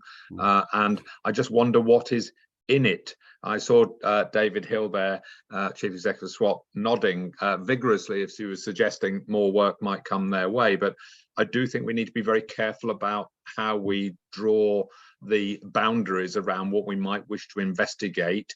It's the same with scrutiny matters, isn't it? What do we want where do we think we're at risk? What do we want to find out, and for what purpose? Because actually there's a lot of good practice, as you implied, elsewhere, which wouldn't suggest bums on seats are necessary to effectively carry out what we do. So I just don't want us to get bogged down in something which is actually progressing and will continue to be dynamic. Thank you very much, Councillor Jake, for that. I'm grateful for the response, Chair. Thank you. And I mean, I guess the other thing about the audit plan is it's risk driven, as Ian was explaining earlier as well. Yeah, it's a patchwork of what works for certain different teams, as Councillor Jake was saying. Ian, you wanted to come in. Yeah, I mean, I understand all of the views expressed by the committee there, I must say. I think from our perspective, it's important that we listen to those views and that we understand the risks. In response to Councillor Williams' point about where it sits on our graphic in employment, those are taken from the corporate objectives. So but there's clearly no corporate objective around those issues again. But I think the mobilisation of the workforce is very important, and there are a number of issues that we need to consider in terms of internal audit. Certainly in the plan for this year, we are looking at the well-being of officers and how those are delivered and considered by the council. So that's part of it. But I do think in being agile, we can consider different aspects. So what I'm happy to do is to take this away and talk to officers of the council and see where we are in terms of the mobilisation of the workforce and the framework that sits behind it. And I'll happily come back to the committee with maybe some suggestions of work that we could do after I've considered the responsive management. Thank you. Thanks very much. Thanks, Ian. Discussion's worth having. Councillor William already moved that we approve the plan. Can I have a show of hands or someone to second, please? Second. Fine, and I can't find my hand. Okay, yeah, I found my hand. Right, okay. Audit Committee has approved the plan. Thank you very much, Ian, and thank you very much, Dave, for coming to join that conversation. We can move now to corporate items, and the first corporate item is item 9, and it's the fraud report, and Yvette is going to lead on the fraud report. And Yvette, just bear in mind, everyone should have read the report. Focus on what you want from the committee and the key points that you want to deliver, and then we'll have some questions from the committee. Thank you very much, Yvette, all yours. Thank you very much, Chair. Good morning to everybody. I think it's just about still good morning. As Chair would have just said, you would have had the report, so you will see the ongoing areas that we are currently continuing to investigate and review, and the subsequent rebills and overpayments that we've raised, which are recoverable. Alongside of that is the projected gains and the savings that we will have made by either stopping applications or stopping things from progressing, which would have been a drain on finances from the council.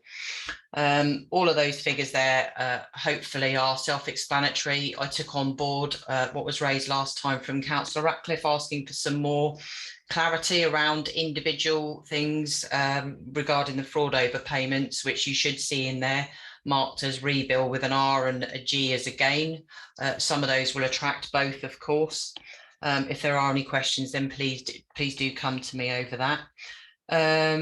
We are currently looking now to move into reviewing and visiting all non-domestic rates properties. We've been spending a lot of time reviewing the council tax side of things, which we will continue to do, but we're now also going to be focusing on non-domestic rates side, which also will fit in with some of the grants that we get from Welsh Government to make sure that we continue to receive those and that work is tight in what we do with that. The good news is that the fraud module that we've been waiting for with translation and such like is ready to go. So it's just a case of having the whistleblowing policy translated, which I spoke to John Winston about yesterday, which is going to happen in the next couple of weeks in summary. So that will be going live and is mandatory for all staff. So that's good news. The codes of conduct now, Clive, Penny and Debbie in legal will be finalising those as we're losing Win. So that's been passed over. And I'm still continuing to work with recruitment over the vetting of new candidates and such like. Other points on there, obviously, that you can see in the report are still ongoing, and we continue to work on those. And as always, we're really keen as your fraud team to hear anybody's views about anything that you feel that we should concentrate on and that you would like us to look at. Thank you very much. Thank you very much. Thanks, Yvette. So we're asked for input into the future work, as Yvette has just said, and we are being updated on the detail of Yvette's work. So I will thank Yvette for her comprehensive paper and seek any questions from committee members. Councillor Gareth. Yes, Yvette, thank you very much for this report. It's really, really good and interested reading it. Just one case thing I'm looking at, and we'll mind a little bit more detail around it, is around the council tax reduction scheme. I noticed of the 38, we've got 9 ongoing there, but when you go to no further action, insufficient or no evidence, it equates to 13 cases. So I'm just wondering, are we looking at these where we spend a lot of time investigating where there's no further action or insufficient evidence?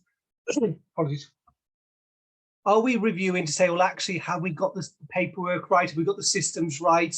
Just, you know, is there any reflection when we get the case to say, well, actually, we've got a high number of possible fraud cases, yet no further action is quite high and insufficient and no evidence. I'm just wondering, are we learning, reflecting, because we spending a lot of officers' time when actually there are other areas they could be looking at?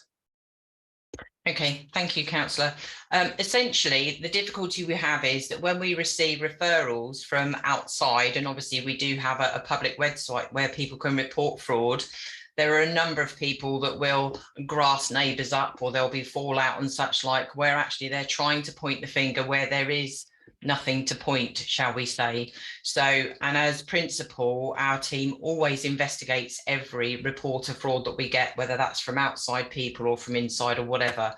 We don't spend excessive time if we can see. So for argument's sake, to call to point your question about somebody who's in receipt of council tax reduction, it could be that Mr. Jones is reporting Mrs. Smith for claiming council tax reduction when she has in fact a partner who's working, living with her, that he believes is undeclared. So as soon as we look at that case on the system and we're able to view that, and we can see that Mrs. has actually declared that she does have a partner who is working, and we are aware of that, then obviously we're satisfied that there is nothing else to look at within that referral. So I hope that gives a sort of real life, picture. So we don't wait to see if something more comes. We immediately screen and start looking at all of the information that we have to see whether that referral does have substance and we need to progress it. Thank you for that. That's really helpful to actually put it in that context. I'm sure there are people watching this would like to understand that background there. Just one final little bit, vexatious complaints. When and how do we monitor those? Because obviously, again, time is money as such, and if we are having issues of Mr. Jones, Mrs. Jones arguments for neighbours, how do we ensure that vexatious complaints are that obviously not just investigated and the fraud team move on, but where we have numerous complaints that are ongoing, that are creating time? Is there a system in place to say, well, actually, there's vexatious complaints here and this needs to stop and it's dealt with correctly? I can say honestly that we haven't had, certainly in Powys, we haven't had repeated cases like that. So, I mean, there could be a period of time where, somebody would report something, you don't hear anything from them for ages, and the next contact you may have is, I reported this a while ago and I haven't heard anything back, where people leave their details. But of course, we're unable, due to data protection, to give any information anyway regarding that sort of thing. If it was an internal referral, councillor, that we did feel was vexatious or malicious, then we would involve HR from that point of view, and be very clear that we have concerns that there is a targeted approach being made. Is that helpful? That's helpful. Thank you very much. And thank you for the report and the officers for putting all the work into it. Thank you very much. Thanks, Councillor Gareth. Thanks, Yvette. I'm going to bring in Councillor Pete. Jane, do you want to come in on this point, or? Yeah, it was just on the previous point, really. Yeah, okay. Only briefly, Chair. I think where we see things arise due to processes, we always reflect on our processes and look to improve and change those. So Yvette and her colleagues across Income and Awards have regular meetings with the seniors, as we call them, meet and discuss any issues, and then we can change processes to make sure that we've got them absolutely spot on. So we do learn and change things as we move through. And of course, any complaints that come through actually follow through the complaints process anyway. So they're logged and dealt with in line with those procedures as well. So just wanted to pick up on that. Thank you very much, Jane. I'll bring in Councillor Pete and then John. Yeah. Yeah, thank you, Chair. Yeah, and thanks for the report as well, Yvette. I just had two questions, if I may. I don't know if you keep the statistics, but I would be interested in how much time is actually spent, if you like, responding to reported instances of fraud versus your team actually going out and investigating and looking to see if there is fraud out there. And the other second point was, I think it was in 2.2 of the report, it talked about promoting and raising awareness of, I think, the fraud and money laundering policies. I think going forwards, what I would find useful and helpful would be a little bit of an update on how that exercise actually went, and if you like, the feedback you got from staff in checking that staff are actually using the policies. So if we could have that in future, that would be most helpful. Thank you. Thank you very much, Councillor Pete. Essentially, it's very difficult to say, how much time do we spend being proactive? Because if you turn the clock back to pre-2014, for argument's sake, most of the work that the council was doing was reactive, particularly around benefits and such like.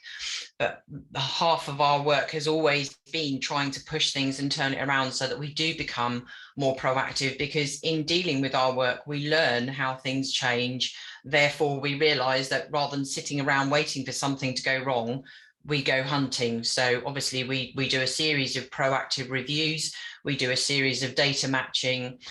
We repeat that cycle, if you like, and we learn from doing that the frequency that we need to do that, as well as also examining emerging frauds that are coming up, trends and such like.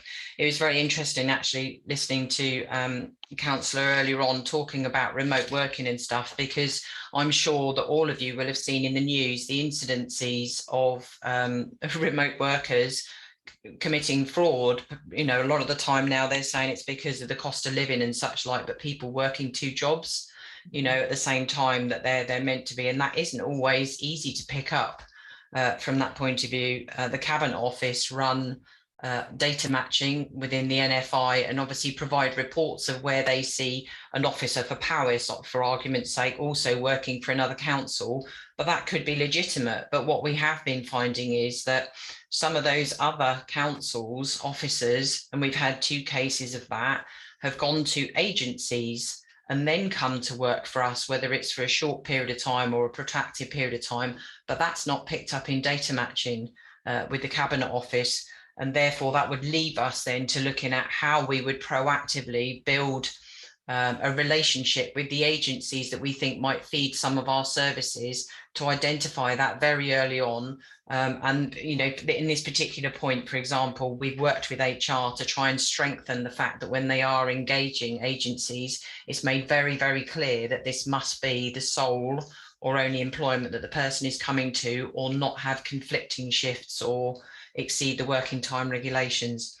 So trying to put a time on proactive is very difficult. You know, I'll be completely honest about that. And the reactive work, obviously we have to deal with both at the time. It also comes down to having to prioritize what work we have, because sometimes cases can come in that we really have to deal with quickly, particularly if there's a related HR or a service issue that leaves us at risk. So I'm sorry I can't give you a more definitive answer, but I will think about how we can try and qualify that time a bit better for you, rather than the response that I've given. And certainly around the promotion of the policies and such like, I think we would see some results around that, with people referring more things.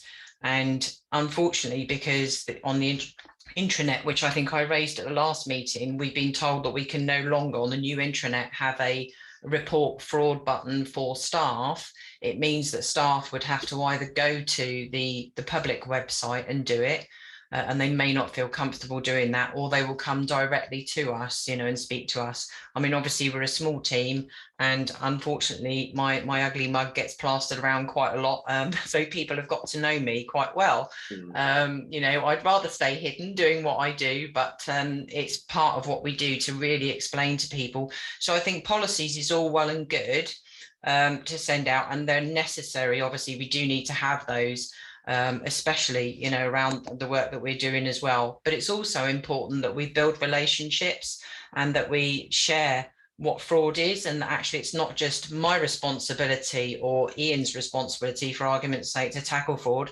It's everybody who works in the council, because we're all paid by the public purse and we are all to safeguard it.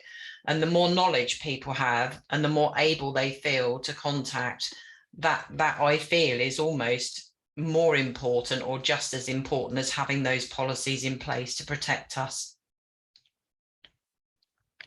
Thanks. No, sorry, Chair. Yeah, no, I just want to say thanks for a very thorough explanation there of that. Thank you. Thank you. Thank you very, very much, Yvette. That was a very, very good. Yeah, thank you. John. Thank you, Chair. Yeah. I'm referring to section 6 and the table there. There are 4 actions in there which I've given red status, one of which actually requires a comment from us, I think, about whether Clive's suggested solution is that we as a committee are content with it. But perhaps you could go through those 4 items, Yvette, if you would, very briefly. Of course. Yes, of course. Yeah. So the first one obviously was around the net consent of the acknowledge and acceptance of the policies. I'm still awaiting business intelligence team coming back to tell me whether actually any of the 650 people are still employees or were temporary employees, or what the status is, because obviously it's a concern if people haven't accepted those policies. Once we're able to identify who they are and whether they are still working with us, then obviously work will be done to ensure that they do accept those. So that's that part of it. Sorry, I'm looking down to see. So the fraud icon I've just explained, and I have no idea why we can't have it, because we had it on the last one, but I do actually believe that we have seen and will continue to see a reduction in referrals because of not having that available. The code of conduct was looked to be strengthened both for staff and for members, and we put direct anti-fraud references within that to help strengthen that. But Clive Penny has advised that we can't do that with members, because obviously it's a national code of conduct issued by the Public Service Ombudsman for Wales. So he's suggesting that this could be dealt with by an email to all members, and really obviously that is something that I sought your views on, to see whether you would be content with that or not. And the last, Yvette, let's just pause there. Are members content with that approach?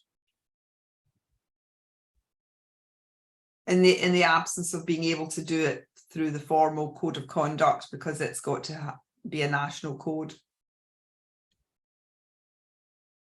Yeah, John? Well, I'm not a member, am I? No, but Yvette's asking if we as governance and audit committee. I personally wouldn't be content with it. No, I think it needs something stronger than just an email that you just another email that drops in the box. There has to be some way of being able to deal with this. Okay, before we settle this, I'll bring in Councillor William if Councillor William is your point in this space. I hope so, Chair, and it relates to a sort of subset of people of employees whose conduct might be of concern, and that's not to people who are on our books and salaried, but over the years the council has had some particular issues with both departing colleagues who have then re-entered the service of the council via the route of consultancy or fixed-term contracts, and also in other cases just the conduct of people who are engaged by the council to deliver certain projects. And does Yvette feel that that current protections are sufficient? There's certainly been occasions in the last decade when things fell well short of good practice, and then that was widely reported at the time. I think we've learned from that and put in place protections, but I very much appreciate her thoughts as an expert in this field as to whether or not we currently have sufficient protection for that particular, particularly given the movement that there's been over time to reliance on specialists, consultants, and sort of people who are sort of who bring their expertise for short periods. Thank you. Yeah, it's about third parties and contractors and things like that. Yeah. Thank you, Councillor William. Yeah, that's a really, really good point, actually. And in complete honesty, I think that you never get to a level that you can say it's completely safe. I think it's a moving thing, is my personal and professional opinion on that, simply because we have things like not just people that come to us for direct employment, but as you say, but on a consultancy basis or through an agency or subcontractors, whatever else. the documentation and the diligence and the checks that we go through, I think, needs strengthening. And that is part of the reason why I'm trying to work with employment services, and I voiced at HR and hire and recruitment around agencies and subcontractors and such like. As you rightly say, there has been a lot of issue and reported issues around those sorts of things. We now have the problem where people are free and able to legally buy from sites online that provide documentation that really shouldn't be being sold, like bank statements, qualifications, you know, that people have got degrees and such like that they haven't. You can buy from referencing housing, you know, on the dark web and all sorts of things. So I think actually we need to lift our game, and not just lift our game, but keep our eyes firmly on it and be doing as many checks as we can on anybody that is going to touch and serve the council, or potentially have access to any of our systems or data that might do us harm. I'm grateful for that candid response, really, and to keep us on our mettle. Thank you. Thank you. Thank you. Thanks for the question, William, and thank you, Yvette. Chris?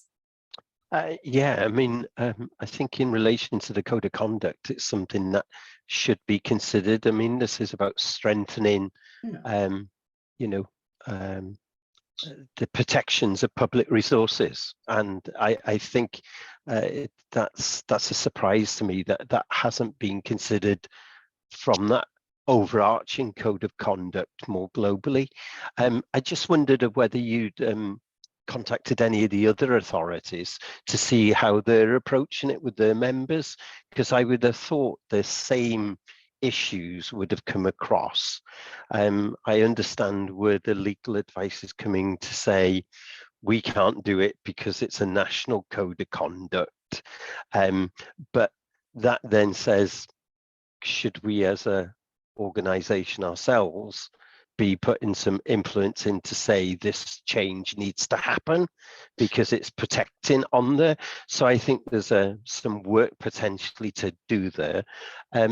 Just in relation to a question, do you see fraud increasing locally, either internally or externally with members of the public? And do you see any correlation with the cost of living crisis that's going on at the moment? Is there any way that you can pick some of those things up? Okay, so two questions there. I mean, I agree with you around the codes of conduct, and I did ask, I chair and set up the Wales Fraud Officer Group, have done for the last 9 years.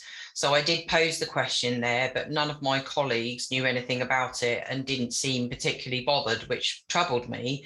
So, and I would say that this is an opportunity for Powys maybe to go to the Public Services Ombudsman and say, you know, we are concerned, you know, and we think you need to be concerned as well. And we're very happy to feed into that and work with you to develop this, to give it some strength. So I would be happy to go back to Clive Pinney and ask whether he's happy for me to contact the Ombudsman, or whether he feels it would be more appropriate his level or somebody more senior than myself. But I do agree that it needs strengthening. And if we are there saying that we all support, you know, fighting fraud for not just our customers, but our employees and everything as well, then we need to show ourselves that we're bearing our mettle and that we're transparent and that we're all signing up to the same thing, basically. So that's my response to that part of it.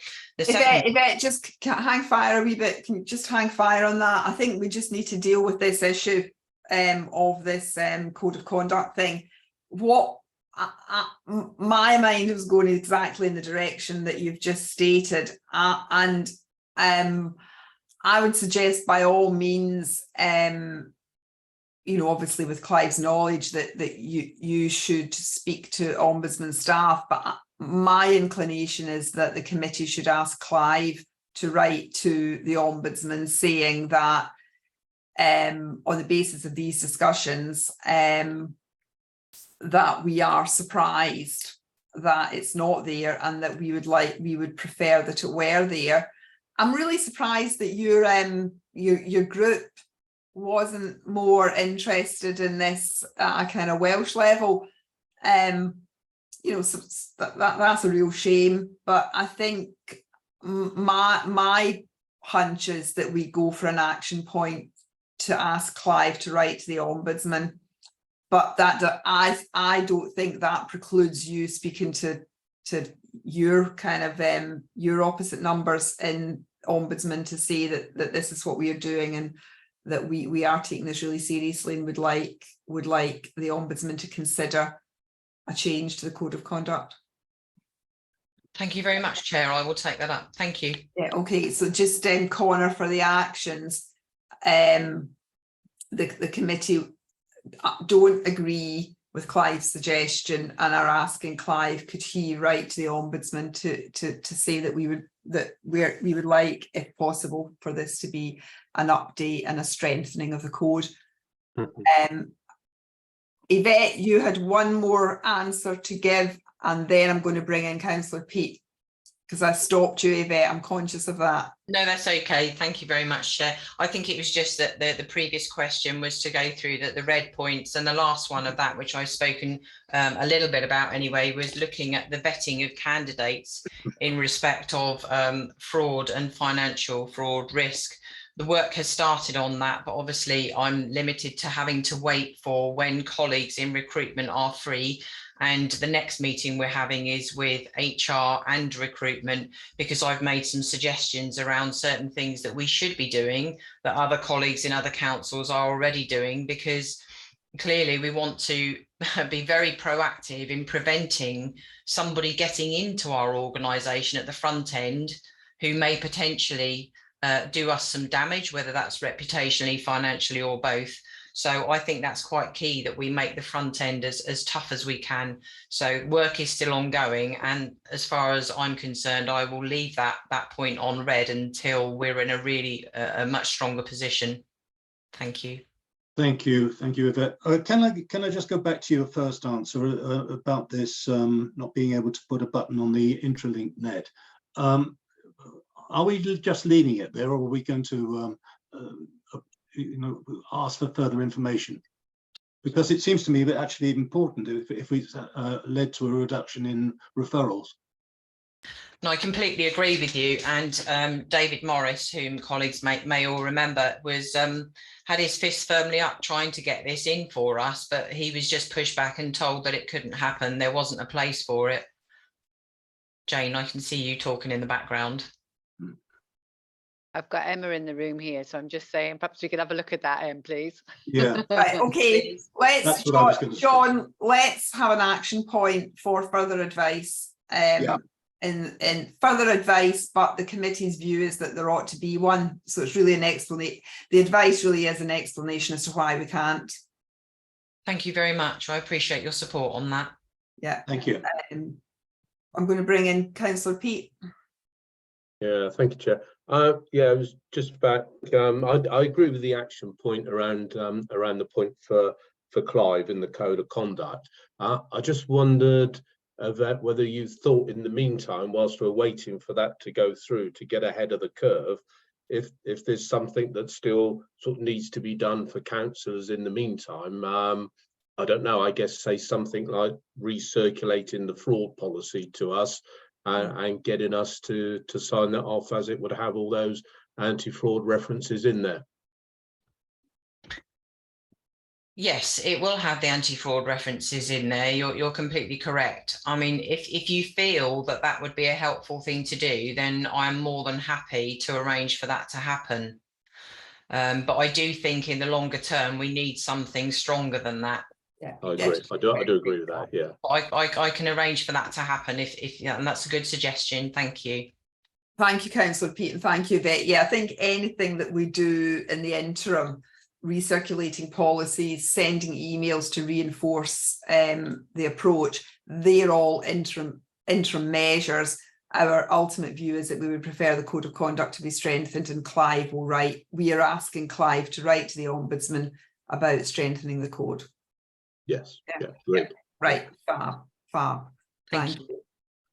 Any further questions for Yvette or comments on her report? Well, thank you, Yvette. Thank you very much for your thorough answers and your commitment to this and your paper. Thank you very much for all your work on this. If there are no further questions for Yvette, I will move to Jane. Jane, you're taking the Treasury Management because colleagues are on holiday, yeah? Yeah, that's correct. Okay, so if you would introduce the Treasury Management report, bringing out any particular points that you would like the committee to focus on, Jane. Okay, thank you, Chair. So the Treasury Management report before you today is the end of year report for the previous financial year. And this is really for information, just to give you an update on where we were in terms of a Treasury Management activity at that point in time. Not much change, I don't think, in terms of what we reported in the previous quarters. The authority aims to achieve the optimum return on its investments, but obviously being very mindful in terms of the proper levels of security and liquidity around that, and the risk appetite is very low in terms of making sure that the security of investments is the key priority. Interest rates for investments remain lower than borrowing rates. So the use of cash reserves as opposed to borrowing remains a prudent and cost-effective means of looking after our treasury management activity. Although, of course, we have seen some money market investment rates increase, with bank rates having increased in the last couple of quarters as well. So we have continued to hold some surplus funds in our deposit accounts, and those have now this year, which is pleasing to see, generated a level of interest that we've probably not seen in previous years. Investment returns on inter-authority lending has also increased. So again, it's looking at the balance of this, and we consider the bank fee when we're setting up any arrangements to ensure that we're maximising what we can there. There have been no changes in terms of credit rating for the authority's position in the last quarter. Section 3.9 then goes on to look at the capital position, and that has been reported through the capital report as well. So this is just summarising where we've been in terms of that capital and what we're using to fund the capital programme. I think it's fair to say that inflation is continuing to have a severe impact on the cost of schemes, more so around the material and construction costs are still significantly higher than they have been in previous years. But services are really aware of this and are looking to mitigate that wherever possible, looking at what schemes we're putting out, whether we can cut back to reduce costs on those schemes as well. So that's a continual process. In terms of borrowing and rescheduling, we do continually assess where we are in terms of our borrowing and look to reschedule wherever it's possible to do so. And we work with our Treasury advisors to do that. You'll recall that in the past we have rescheduled or given up, if you like, some of those LOBO loans that we had where interest rates were high, in order to get out of some of those. The position on gilts has helped us do that. And although there is a slight increase in cost in the next 2 years, over the life of those loans, you can see there we're estimating to save just over £1 million on those. So that has been something that the opportunities have really helped us do because of the position on gilts. PWLB borrowing rates, again, this was the report at the end of March, so that continues to change. And we do keep a regular eye on this and work on these weekly with our advisors to keep that eye out on those rates that we see. There's further information in the report again around the maturity profile, and you can see when some of that debt is maturing over the life of those debts. We have repaid some PWLB borrowing in the last quarter. 1.5 million has been repaid. But we are obviously keeping a keen eye on that and doing what we need to do there as well. Any underspend reported as a result of borrowing on the revenue budget is ring-fenced. That was done again at the year end. So that money is held to support those future schemes as we move through the next few years as well. Debt debt rescheduling opportunities have been limited, and again that is down to the current economic climate. So existing borrowing rates remain lower than current rates, therefore no debt rescheduling has been undertaken in the old financial year. We keep a keen eye on the finance costs in relation to the revenue stream, and table in 3.32 shows you where that is expected to be, so still within reasonable limits there when you look at the percentages against the revenue budget. I think that's going to get further challenge as well through some of the work that Audit Wales are going to be doing in the future as well. You know, I think what we've seen in England with borrowing levels in some of the English authorities creating problems for them, particularly around some of the Section 114 notices and so on. I think that's a key area of focus, something we're very mindful of. But I think that work through Audit Wales will help give committee and the council some more assurance there as well. We've complied with all the prudential indicators that were set last year, and the economic background and forecast is provided there. But again, that quickly becomes out of date at the moment, and we'll be reporting that as we move through the year. In terms of sundry debt, the table that you see in 3.42 does show that the level of outstanding debt has dropped from what we were reporting in the previous quarter. So it's still at a reasonably high level. You know, 11.6 million of outstanding debt is still considerable, but it's pleasing to see that that has reduced by 4.4 million since the last report, when it was standing around 16 million. We continue to focus on debt. The deep dive around the adult social care debt, which of course is one of the most significant areas where we hold debt across the council. That work is ongoing. It's well into the process that we were looking at, and that will be reported to Cabinet, and obviously we'll share that with the committee as well when that is available. I wasn't going to touch on the appendices. There's more information there, more information about the activity, and pleasing to see some of those numbers are now quite low in terms of the performance indicators that we report, which is showing that some of the errors and so on are at that lower level, which is good, but something we will continue to keep a keen eye on. And then you've got some further information about chargebacks to service areas, and some other information there in the report as well. I'll leave it there, Chair, and see if there are any questions.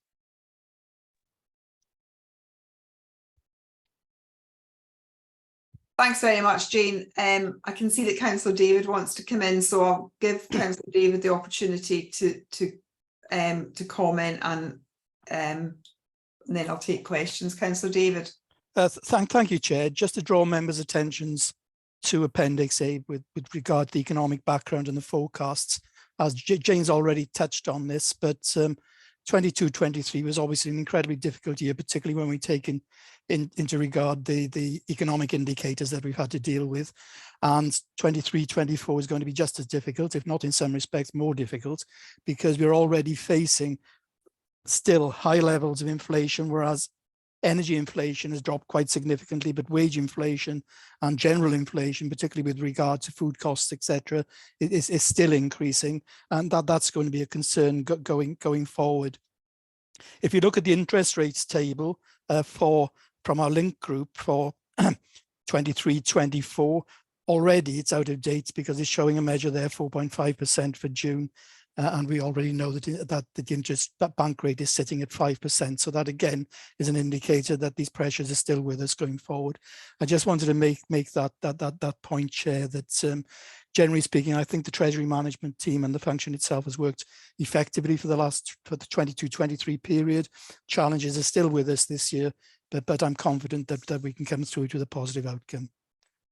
Thank you, Chair. Thank you very much, Councillor David, for that addition. And of course, the committee meets next week, doesn't it? And there may be another interest rate rise next week. Councillor William, and then Councillor Gareth. Thank you, Chair. I just wanted to come in on a point that's featured on page 124. bullet 3.45, which refers under the sundry debt section. There's a reference there to a significant level of aged debt with respect to the health board having risen by 2.6 million. My understanding, this is linked to predominantly to social care matters. I understand that there has been a significant progress in terms of our overall financial relationships with the health board and managing to bring resolution to some very aged is one thing. I think these were in some cases ancient or prehistoric debts. I don't know whether Jane or Councillor David feel that the 3.45 in some way represents a little bit of a fallback in that progress, or whether this is something that we can be reassured is actually in hand, because I was really encouraged that we got to a better place and resolved those very ancient disputes about different matters. And this seems quite a large sum of money to have got into the aged category again. But I'd appreciate any comments or feedback on that point. Jane, if you want to come in. Yeah, thank you, Chair. I think it's fair to say, at the end of a quarter and at the end of a financial year, many of the outstanding invoices are raised. So you will very often see that level of debt increase as we come to the end of each quarter, when some of that quarterly activity comes into being. What we also find as well, as we come in up to the end of any financial year, sometimes the speed at which debt is settled can become a little longer as people are managing their own cash flows in particular years as well. So we do see changes like that, have that impact on us. What I can say, however, is that we have developed a really good working relationship with our colleagues in health. I too meet regularly with Pete Hopgood, who is the Director of Finance. He's now acting as the Deputy CEO with the Health Board. I meet regularly with him, but also accountants in our teams work together as well. So they meet regularly at a detailed level and go through any outstanding disputes, whether they're waiting for further information and so on.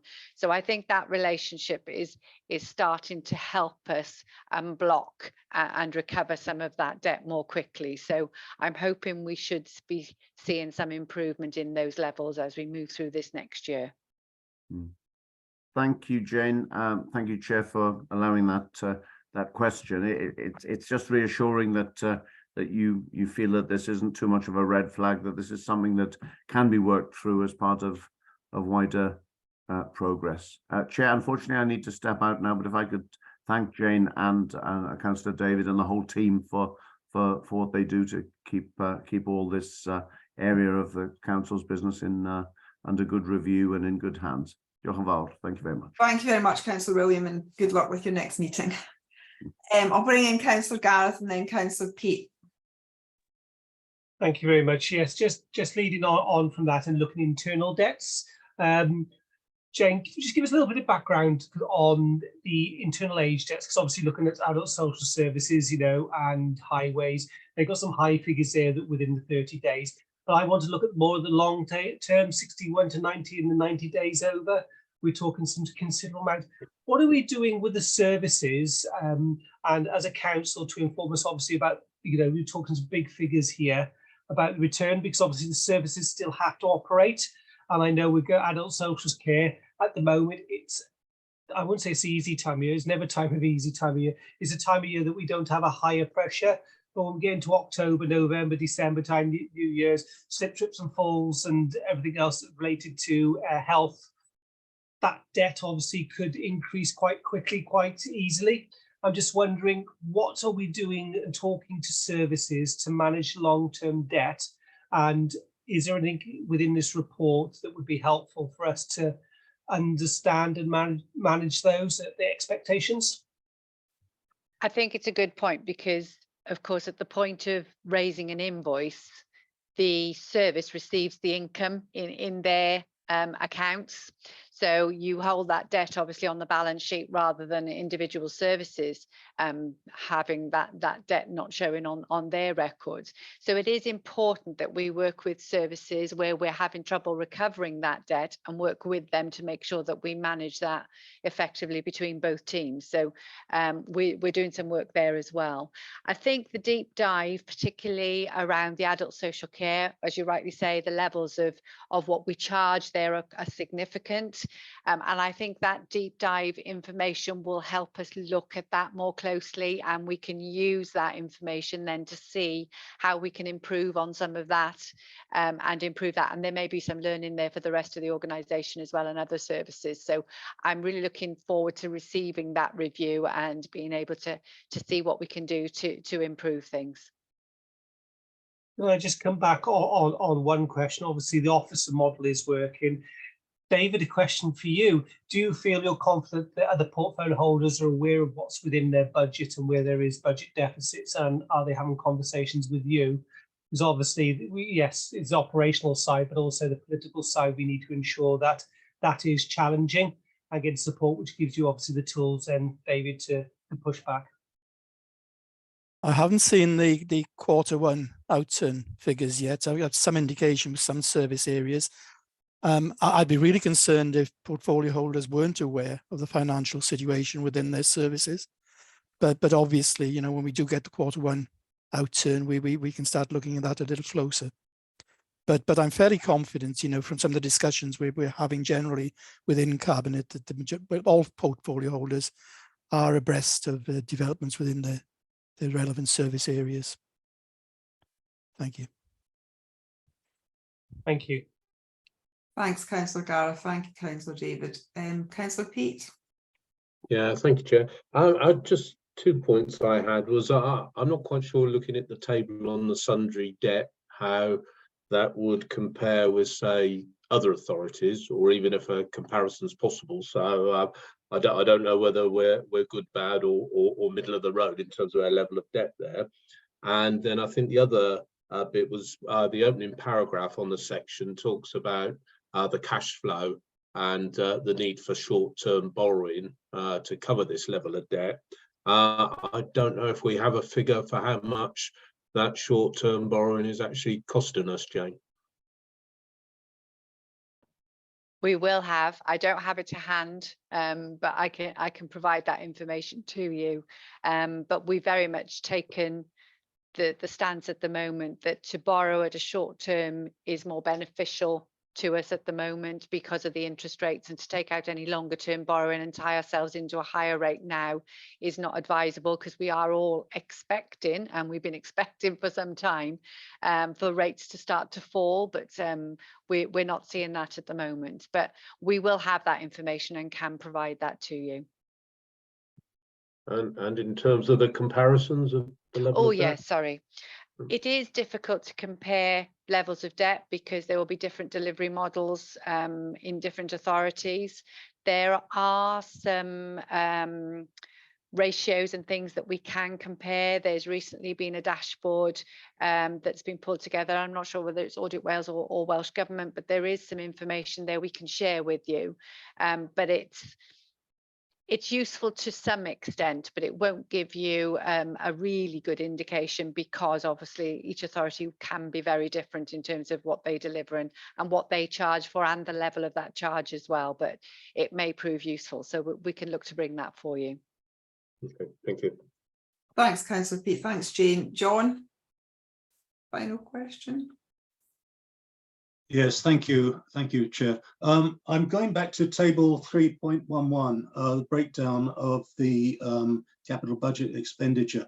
The point I'm really concerned about here, and it's a point I've made many times, I think, is the rather slow rate of progress of spending our capital budgets.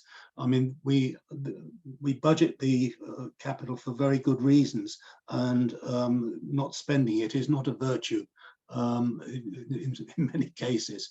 I don't know what we can do about it, but progress on capital budget items is very slow indeed.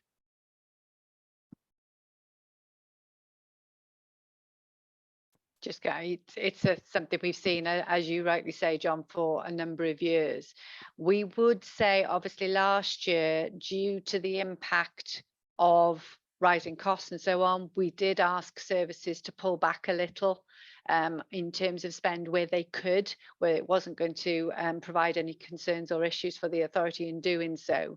So there may be an element of that. But again, I think this is why we've ring-fenced any underspend on those budgets due to that level of capital spend being lower than we anticipated, so that we are setting aside the funds to be able to deliver on those programs as they move into the new financial years. So reprofiling and making sure we actually have a much better understanding of when we're going to be spending capital is still not where it needs to be, and we are continuing to work with our counterparts across services to make sure that we can improve on that, and that's something that we're looking at through the Capital Oversight Board as well. So yeah, you're right, we do need to improve and strengthen that element of our capital forecasting. Thanks, Jane. Thank you very much. If there are no further questions, we are simply asked to receive this report and to note it, and to thank Jane and her wider team for the report and for the work that goes into it. So thank you very much.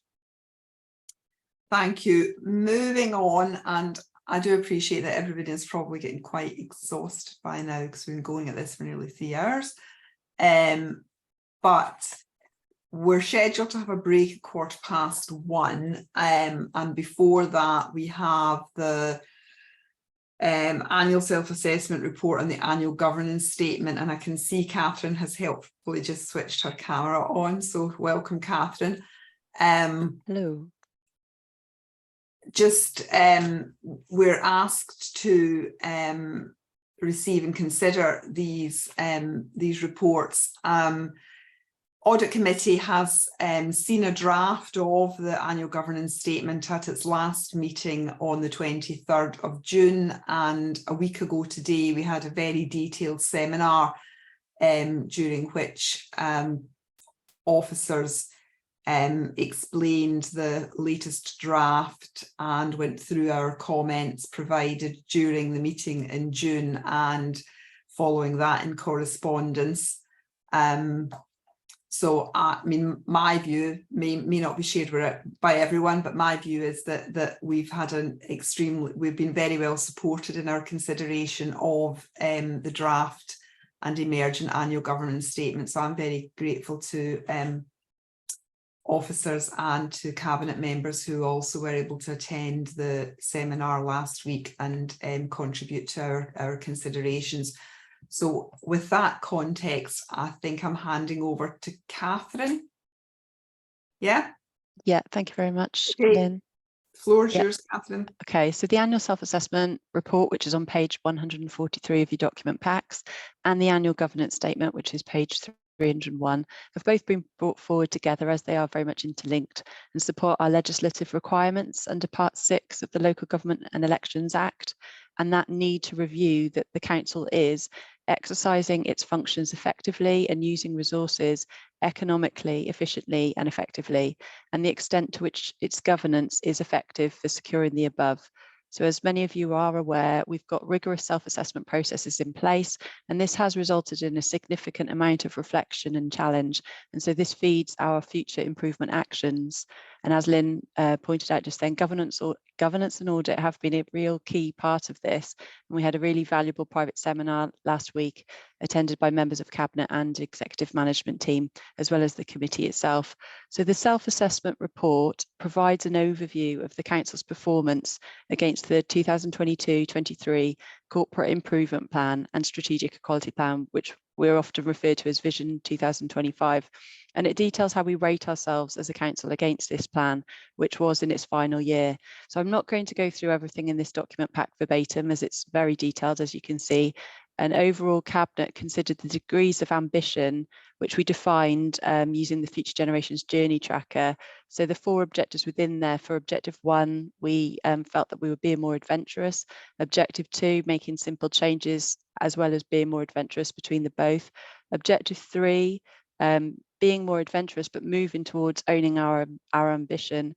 And Objective 4, making simple changes as well as being more adventurous. So there are various supporting documents providing detail. So we have a SWOT, a strengths, weaknesses, opportunities and threats document, and this is aligned to the wellbeing goals, and it's based on information provided by services in their own service self-assessments. We've got an overview of performance measures, which is also in our document pack, showing historic information wherever possible, as well as an overview of the engagement activity that we undertook within that financial year. So I would encourage you all to read and digest the SWOT report, as it's very pertinent, and there's many, it highlights obviously the good work of the Council and future opportunities alongside threats for the future.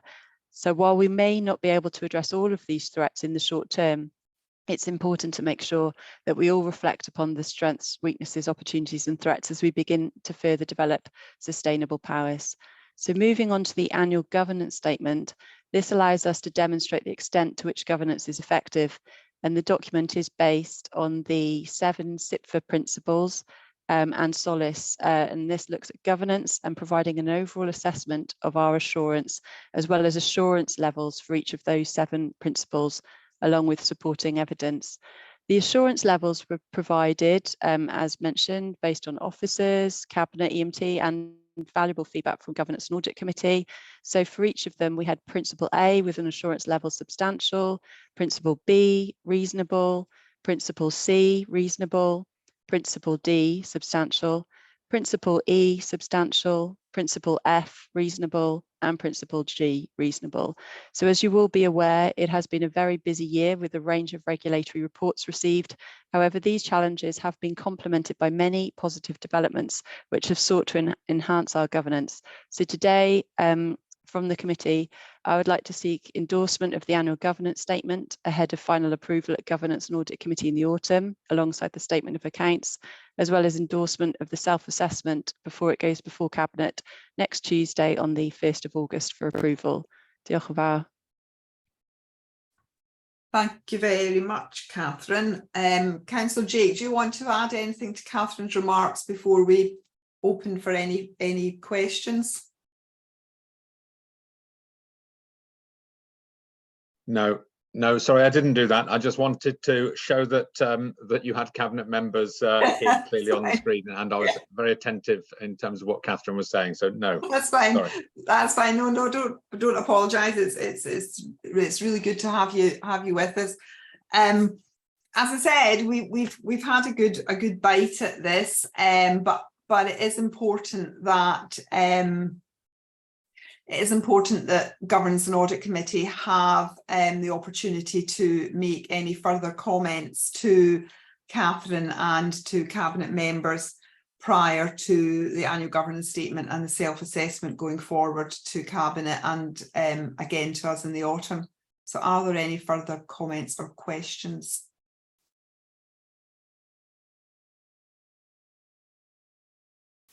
Catherine, your hand's up.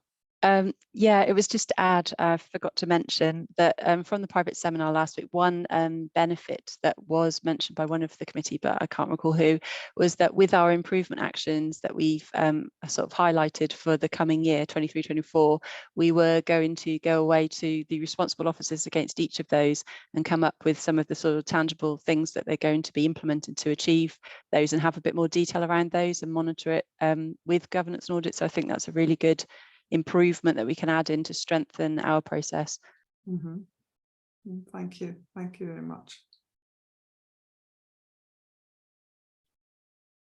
There aren't any more questions coming forward at this stage, Catherine, which I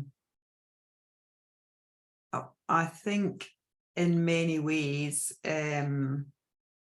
demonstrates the thorough consideration that the committee has had the opportunity to give over the past 5 weeks, when we had an initial discussion at our last meeting and then we had the more detailed seminar discussion, and we've also, as I said earlier, been able to provide you with some comments in correspondence. So if there are no further comments, I am going to conclude that the committee does endorse the annual governance statement and the self-assessment for going forward, and that we look forward to seeing the next iteration of it in November or later than that, possibly, when we receive the financial statements and the governance statement to formally approve. Thank you very much, everyone. Thank you, and thank you, Catherine, and your wider team for the work that's gone into this, because it's a hell of a job. It really, really is. John's just popping in. John? Yeah, I fully endorse what you've just said. Then I'm wondering though if there's been any progress on your request to make training of risk management training mandatory.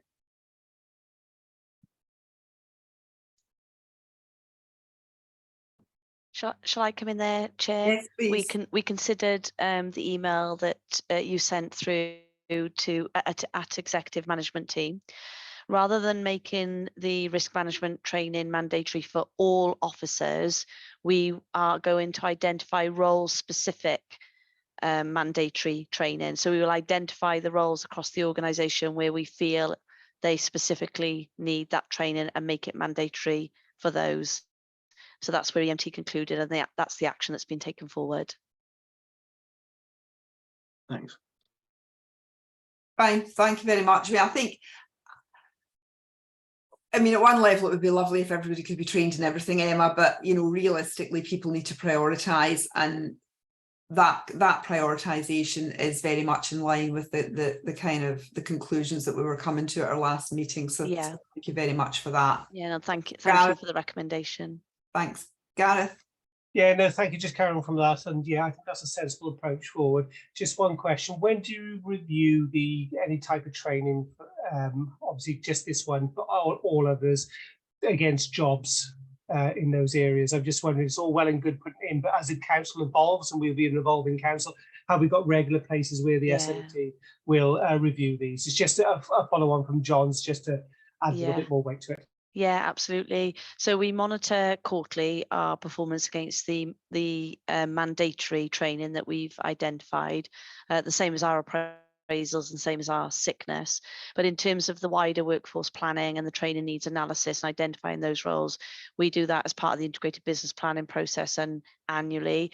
And ordinarily, councillor, it's in the autumn, so I think it's September time. We've got some workshops set aside with in September to October.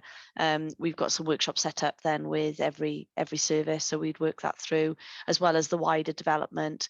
And then we've hot off the press this week, an email's gone around to the senior leadership team with a draft people strategy. So we're looking to strengthen the organisational development aspect across the whole council, which is quite exciting. Good. John, does that satisfy for now? Yes, it does. I also got another point of it, Odin, if I may.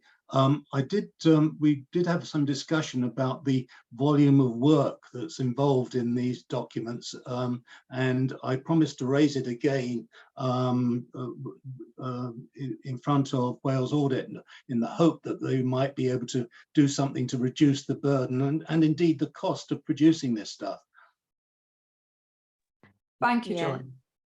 Absolutely. Thanks, John. No, I mean, there is a significant amount required between doing the annual governance statement, the corporate self-assessment, the annual council reporting framework, the area report for the regional partnership board. We've got to do an annual report for the wellbeing objectives under the public service board. We've also got to do the same elements for the CJC and more. And so what we're trying to do is undertake one piece of work that serves a number of avenues. We're trying to condense that element. Even when you look at our corporate plan, we have a corporate and strategic equality plan that is inclusive rather than separate, again, so that we can try and align and cut out as much of that bureaucracy as possible. The other aspect, and I think some learning for us here around providing the annual governance statement this year, we've managed to condense down the corporate self-assessment by providing links through to evidence and almost that drill through capacity if people want to get into that level of detail. And I think we'll reflect on the annual governance statement in the same regard, because of the work that the committee had done prior to the seminar by providing us with constructive challenge via email with the comments that you all had.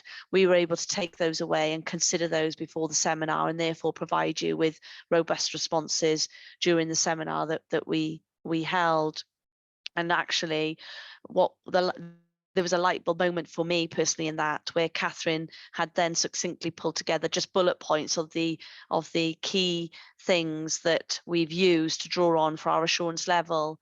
And I do wonder whether, in terms of our annual governance statement going forward, whether those bullet points are sufficient, and therefore if there's any queries surrounding those, then we go and do the further work and the evidence, you know, to draw that through to committee's attention, rather than doing it all right at the outset. And I think that's something that we can reflect on, whilst also being very mindful of the audience and how many people actively engage with such documents. So I really appreciate you raising it, John. Thank you very much. Cheers. Thank you both. Thank you. Thanks. Jane, did you want to come in? Sorry, I couldn't press the mute button. I was, but I've forgotten what it was I was going to say, so it can't have been. Don't worry about it. Right, okay, fine, thank you. In that case, I'll close this item and thank Catherine again, and provide the committee's endorsement for everything going forward to the next stage, and look forward to seeing it all again in the autumn. So we are now scheduled for a break, which I am going to stick to, because I'm sensing, certainly I feel as though I could do with a cup of coffee or something. So I'm going to suggest that we reconvene to start at past. We'll steal a wee bit of time. If we reconvene at 1:30, hopefully we might be through by 2ish. So I'm suggesting that people don't actually close down their Zooms, they just put off their camera and their mics, and I'll see you all in about 25 minutes. Yeah. Okey doke. See you all soon.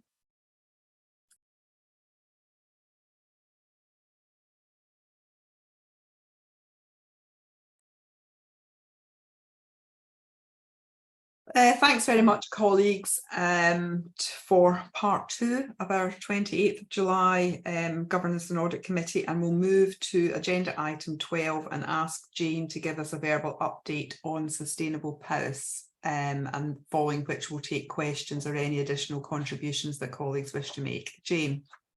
Thank you, Chair. So a verbal update today, just to sort of bring you up to speed with where we've got to. There is a lot now happening, I'm pleased to report. So the sessions that we've had with senior managers, we've had further follow-up sessions.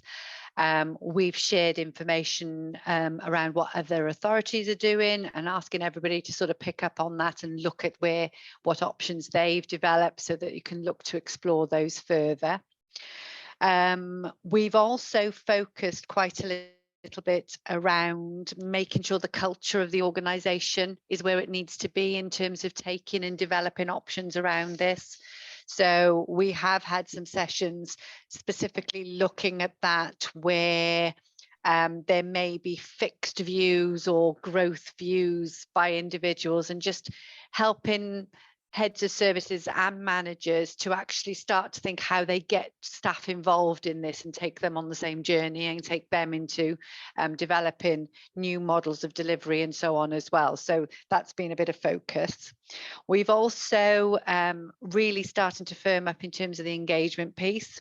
So we're clear on both our internal stakeholders, but our external stakeholders and partners, and that whole comms piece is now being developed, and we're looking to bring in some support to help us with that as well, because we recognise that in terms of messaging, particularly with residents and with everybody else, this is absolutely a fundamental piece of work, so that engagement is critical to the success of this, really.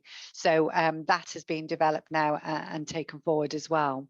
So we do have a roadmap with some timescales and so on this.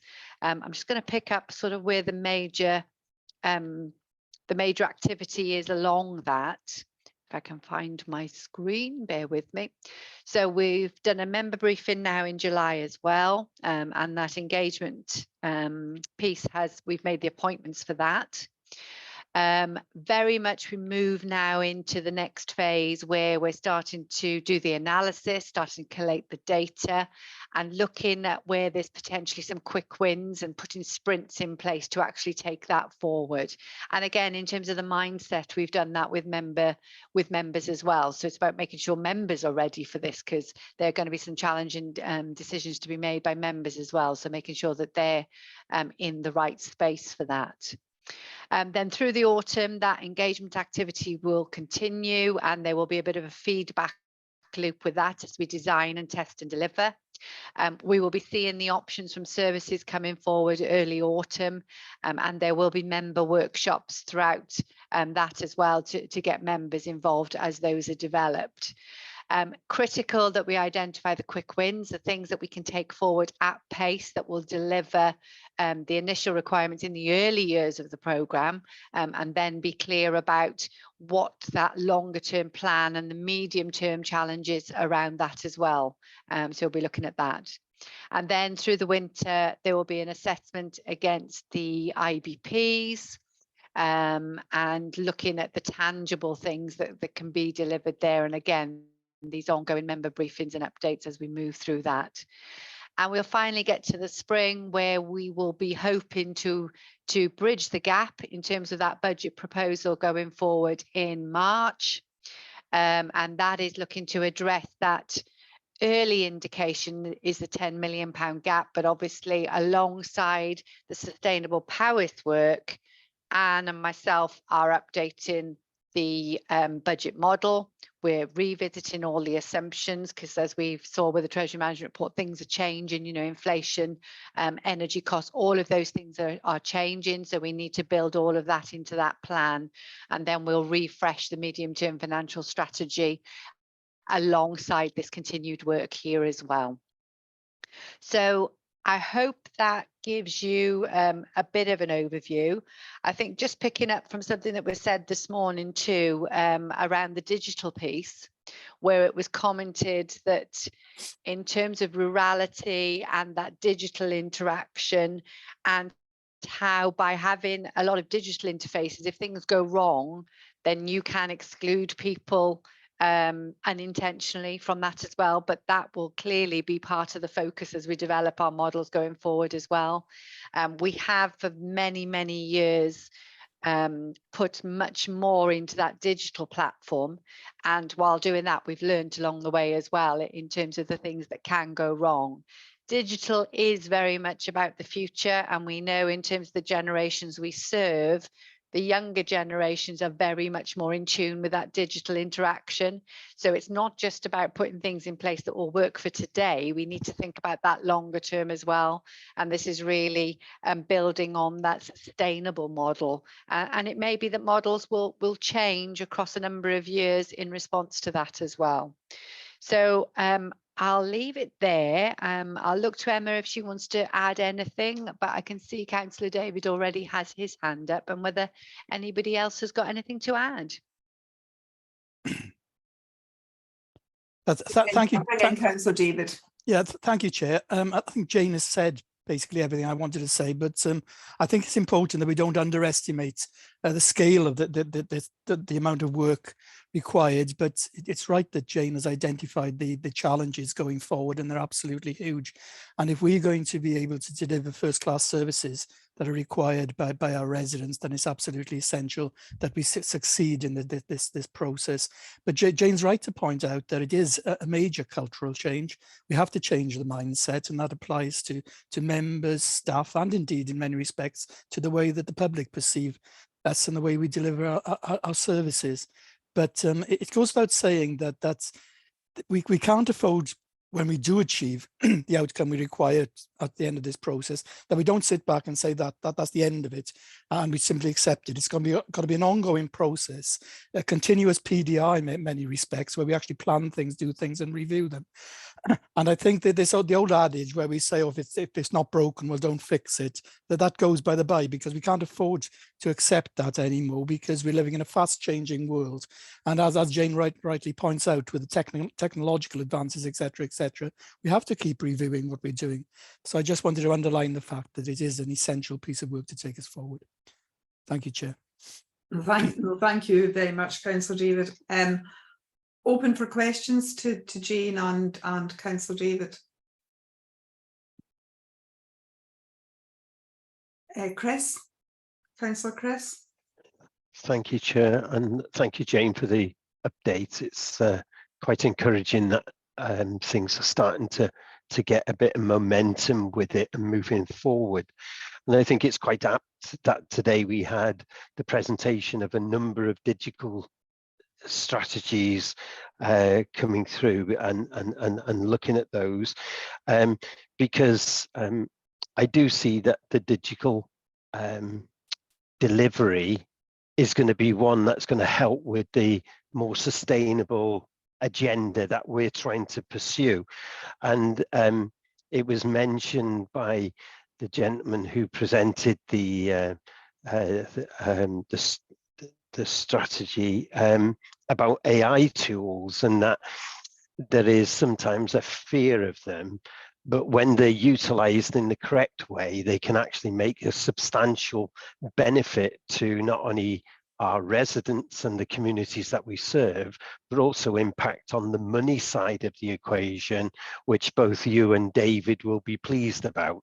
There has been some work done up in Durham County Council around self-servicing portals, where they provide information through AI systems, as I understand it, and that has actually led to more sustainable service delivery around this sustainable agenda going forward. And I think it might be useful. I'll try and find the link and send that across. It was in one of the magazines recently that came through.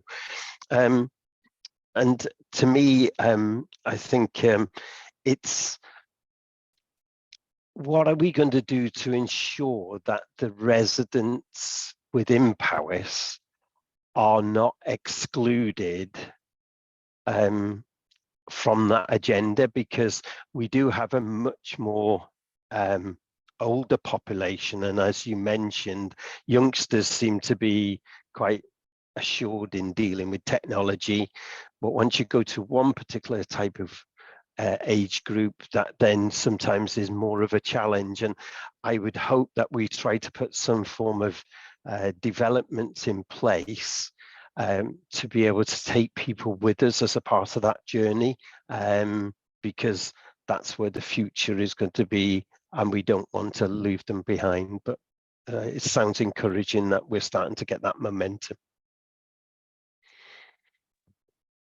Chair, if I may, I'll come in there to respond to Councillor Chris. Councillor Chris, I'd be really interested in that case study, so that we can pick up any learning from outside of Wales and anywhere else that you're familiar with. The digital team, they are looking at AI and chat GPT, obviously whilst considering the risk and the mitigation surrounding it, but actually it is the way that the world is going, and you and Jane are both right in respect of, you know, needing to future-proof ourselves and provide 21st century services, but making sure that we don't exclude anybody. What's quite interesting is I hear about the older generation organization not necessarily being so digital savvy, but I'm not sure that that is actually right. You know, if I take my parents alone, I've got one that's really digital savvy and probably showing me the latest stuff because I'm busy working, and that parent is retired, and then another parent who's super scared of using any form of technology and I won't utilize. But the basis that I come from, actually, if we look at the numbers of households that have signed up to online services in Powys, I think that our digital services, customer services, will regularly report we're up, I think, now around 66,000 households. And if you think, or 66,000 accounts, and we're a population of 133,000. So I think that that's quite significant about how do we utilize those online accounts in a proactive manner rather than reactive manner to serve those that want to engage in that digital way. And I think there's more that we can do when we're looking at our services, and that self-serve and that AI aspect that you're referring to, that then releases the capacity of the humankind not to do the essential sort of admin tasks that the or transactional stuff that a computer could do, but actually that then we utilize the human resource to do the human interaction, and that value adding in respect of the conversations that we need to have with those people who maybe don't want to integrate with us in a digital way. So I think that's where we have to relook at our service redesign and the model, what we would refer to as our operating model, our model of delivery. And I think that challenge is for every service. I'm very mindful that actually what we should be striving for is good customer service. And I think there's an organizational development piece across the whole organization surrounding that. I think Councillor David is absolutely spot on in respect of, you know, this doesn't rest within setting next year's budget. This is an ongoing aspect. So how do we equip our staff with those change management skills and capacity? So you're always of that inquiring mindset and thinking about continually driving improvements to make things better and to make sure that they are modern and fit for the services we provide. So the sustainable Powys in itself is significant. You heard me refer to the people strategy earlier that's in draft. We haven't brought it before politicians yet because we're just engaging with staff around that. But again, we need to use that strategy and the implementation of that plan to help us bring all of these aspects together to equip our workforce with taking these aspects forward. But there are also other elements of sustainability which link with climate, which link with equalities, which link Welsh language. There's also another, sorry, I was thinking where I was going then. I've lost my train of thought, sorry. But there's other aspects in terms of that sustainability and what that means. Pay strategy, that's where I was going, sorry. So if we think about actually all organisations currently are facing recruitment challenges. But our focus needs to be not, we've been focusing on recruitment, but actually we need to be thinking retention, because we don't want to lose people that we've currently got to then fish in a small pond, so to speak, because the people just aren't out there. So it comes back to that people aspect and that people strategy, that good customer service, that equipping our existing staff, etc. And then also the younger population. For the members that are on this call that were part of the member briefing on sustainable Powys, I think you've all now received the recording of that meeting, so everyone on this committee can review that. The discussions we had there were around the challenges on housing, on our younger population outward migration, as an example. Those are all part of sustainable Powys, and as part of sustainable Powys we then think about those apprenticeships and how we equip the individuals and our young people to earn and learn. That's part of our sustainable approach. And there's also the elements around that we can offer in terms of graduate schemes, etc. So it really is, we cannot leave any stone unturned, basically. So we've got to equip the organisation with being able to deal with the elements that come from underneath those stones, and to drive the organisation forward to that sustainable element, whilst also focus on quality outcomes. I don't think this is necessarily bad. Yes, we will have less money, and yes, we need to be wise with that money, and yes, things can look differently, but they can look different and they can actually serve better. And I think that's an important factor that we need to take on board. Apologies, Chair, I went beyond the response to the question and got a bit carried away on sustainable powers, but I'm quite excited about it, and I think it offers us great opportunity. No, Emma, it just shows us how passionate you are about it. So that's absolutely fine. Jane, I had a kind of practical question. It's benefits realisation. How are you going to track benefits? Because, you know, it's hard. Both, and when I'm thinking benefits realisation, I'm thinking about quantitative and qualitative benefits. And qualitative is always really tough because you have to work out what measures or proxy measures you're going to use. But it'd be really interesting in terms of the programme delivery structure. Have you got a group or a methodology for tracking benefits and realising benefits? I think this is something that's had a lot of focus over the years when we've delivered on savings or cost reductions on projects in the past. You know, we've been challenged about making sure that we are really reviewing the impact of that as it's come into play, and what have the benefits been realised, but what are the issues been as well. You know, I think some of the challenges about that. So as we develop the options, we have to be clear at the outset as to what we will record, what we will monitor, what we will be able to report on, and it'll be specific to each option, won't it, depending on what they are.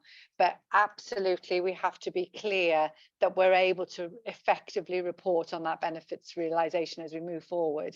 I think with this year's transformation bids, we were clear that had to align with sustainable powers, and it did in terms of the investment we made there. But we also want to know what we can expect to get from that investment. And again, being clear at the start so that we can report on that when we've delivered or not, as the case may be, and being clear about what that looks like. So I don't think I've got a process we can say this is what we're going to do. You know, it's a bit more fluid than that, but absolutely has to be piece of those options as they develop. You're on mute. I would really encourage you to have a methodology that can be described to people, and not just the people who are in the programme space, but the services. Because one of the big challenges that I've encountered in previous lives is, you know, you build a business plan, you're going to deliver these benefits, which are qualitative benefits, and you're going to also deliver financial benefits, even if the financial benefits are in year 3, 4, 5, 6, 7 with an initial investment. And what I've experienced, this might say more about me and the people and the environment I worked in, but you know, you go in with a business plan, you're going to realise XYZ financial benefit in year 3, 4, 5, and then you go to the business in year 3, 4, 5, and they say, oh well, we can't deliver those benefits. Our world has changed. And our world has changed, and well, we need to do this, and it's really important to track exactly what the change was, and to drive those, because you know, you're talking about £10 million. Councillor David mentioned, you know, the magic number, so it's going to be really important to have a methodology that can be described, but also that this is actually about better outcomes, better services. So it's a really tough one, Jane, to balance, because you're going to have to drive some really hard, tangible savings, but at the same time, you don't want to distort the programme to the extent that everybody says, oh, it's just a giant savings programme, because it has to be more than a savings programme. It has to be an outcomes-driven, services-driven, sustainable improvement programme, but it also has to do some really heavy lifting of driving out some cost. and that's tough. So I would really encourage you to nail down a methodology that you can describe to people and you can take to staff and you can take to citizens to say, these are some of the tough things we can do. These are some of the measures and the methodologies that we're going to deploy so that we can demonstrate to you that we're making change. Okay.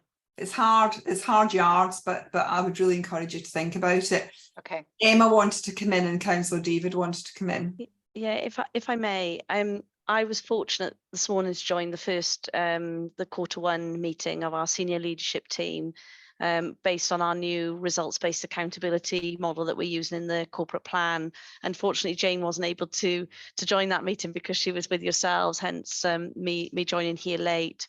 And I have to say, we've had some very rich discussions this morning in respect of Q1 and collectively as an organisation, how we're all contributing to the wellbeing objectives and actually challenging ourselves where we need to focus some of our efforts maybe in other aspects to make sure that we're having the impact on those outcomes that you'll refer to, Lynn.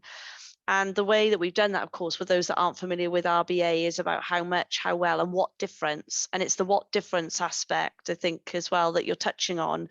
But that needs to be read in triangulation with the budget. So we've got a brand new mechanism to monitor performance quarterly. And we will utilise that, and that will be in the public domain. There's absolutely no reason why this committee cannot have access to it as well. That reporting will also go to scrutiny on a quarterly basis, so that we can have that effective scrutiny again to help us with that progress. But what we're also building, I think we were going to go for 6 monthly, but actually I think annually. In the program world, I appreciate what you said, Lynn, is wider than program, and it needs to be across the organisation. But we were going to build in that sort of post reporting. So annually, we feedback. This is what we set out to achieve. This is what we've done. This is the impact that we're seeing. So that becomes part of that cycle as we move forward. The financial element is a little easier because ultimately we either reduce the spending by the amount that we set or we don't, but that doesn't mean to say we're providing a good service in that reduced spending, which is why the qualitative aspect is really important. But I'm really clear that there will be some things coming before committees before long, which is around investor save proposals, and those investor save proposals will help us have a real positive impact on some of the areas that are challenging us currently. For instance, around homelessness, as an example, there will be, I don't want to steal the thunder of papers that are coming forward, developed business cases, but we will be monitoring that because the numbers around homelessness, the numbers around poverty, etc., are all part of our corporate plan currently and our reporting. So we'll be able to measure and evaluate through that mechanism that I was describing with these investor save proposals that are part of sustainable Powys. And we had around 400 ideas last week that we've been drawing together across the organisation, from members, from feedback from any engagement that we've done recently, from committees, from staff themselves. And over the summer, where Jane said that services will be working up their options, etc., we're working through, of those ideas, which ones do we think we could take forward? Where do we think we're going to get the greatest impact? What do we think that means financially? What does that mean politically? Doing the analysis around that. So we've got a very high level criteria. So then we can say, well, actually, we think these are the priorities for the organisation that are going to have the greatest impact, and therefore we need to align resource X, Y, and Z to deliver that. And then we get into the point of using our standard reporting mechanism to understand the impact and the evaluation surrounding that. So apologies, Jane and I were in different meetings this morning, but we've just had the first run of it this morning, which Jane hasn't experienced yet because she was with yourselves. But I got a lot from it, and I know Nina our Director of Social Services actually chaired the meeting and asked for some feedback from the senior leadership team, and it was very, very positive in terms of how we've lifted the conversation, and we're having far more richness in that. Thank you, Chair. Good, thanks very much. That's very encouraging, Emma. Councillor David. Thank you, Chair. I'll just be brief. I was just reflecting on the question of how we actually measure the benefits. Are we actually achieving what we set out to achieve? And it just reflects, the old PDR system. It goes back donkey's years as far as business planning is concerned.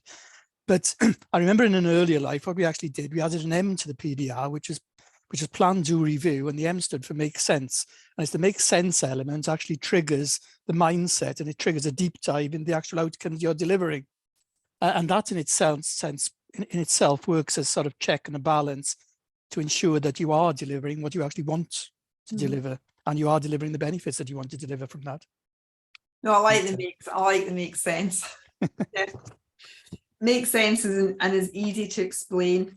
Are always good touchstones. Thanks very much, Jane. Thanks, and we'll look forward. I'm sure we'll be hearing about this all the time over the next few months. Thank you. Agenda item 13 is our working groups update, and the only working group to have met since the full committee met on the 23rd of June is the capital working group. So you have in your packs the minute of the 29th of June capital working group. So I'm going to ask if colleagues have any questions on this. Gareth chairs this, doesn't he? He does.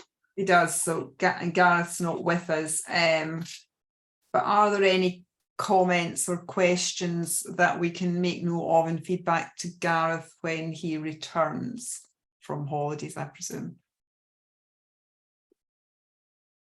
If there are no comments or questions, we'll simply note the working group's status report to us at agenda item 13. Okay. Then we have agenda item 14, which is this committee's own self-assessment action plan update, which Jane and Wynne and colleagues help us to monitor. The only one here that there was a couple of points I wanted to make in connection with our self-assessment.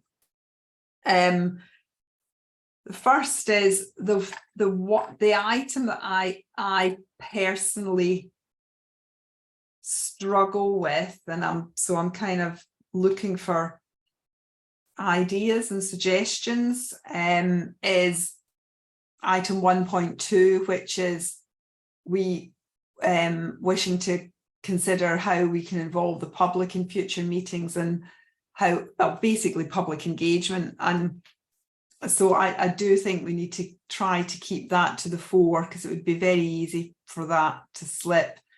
But I think it's really tough to find ways to really engage members of the public with governance and audit business. So, looking for comments, suggestions in that space as ever. And the other one that I want to turn to again, perhaps, Connor, we need to think about this as we go forward with the committee, is we undertook a skills audit a few months ago, and there were a couple of items on there where we thought that we should have some member development. And interestingly, in connection with today's agenda, was that there was a bit of a deficit in terms of membership on knowledge and skills in the digital IT space. So I don't think a member development seminar is going to bring this particular membership up to what you might call expertise in that space.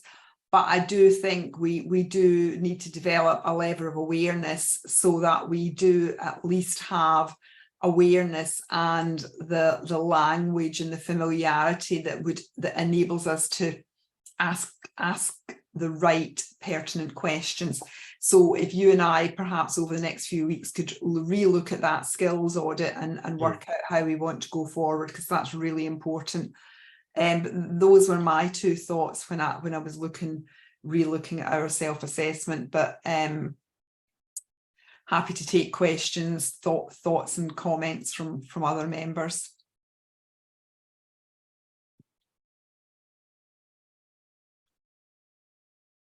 Okay.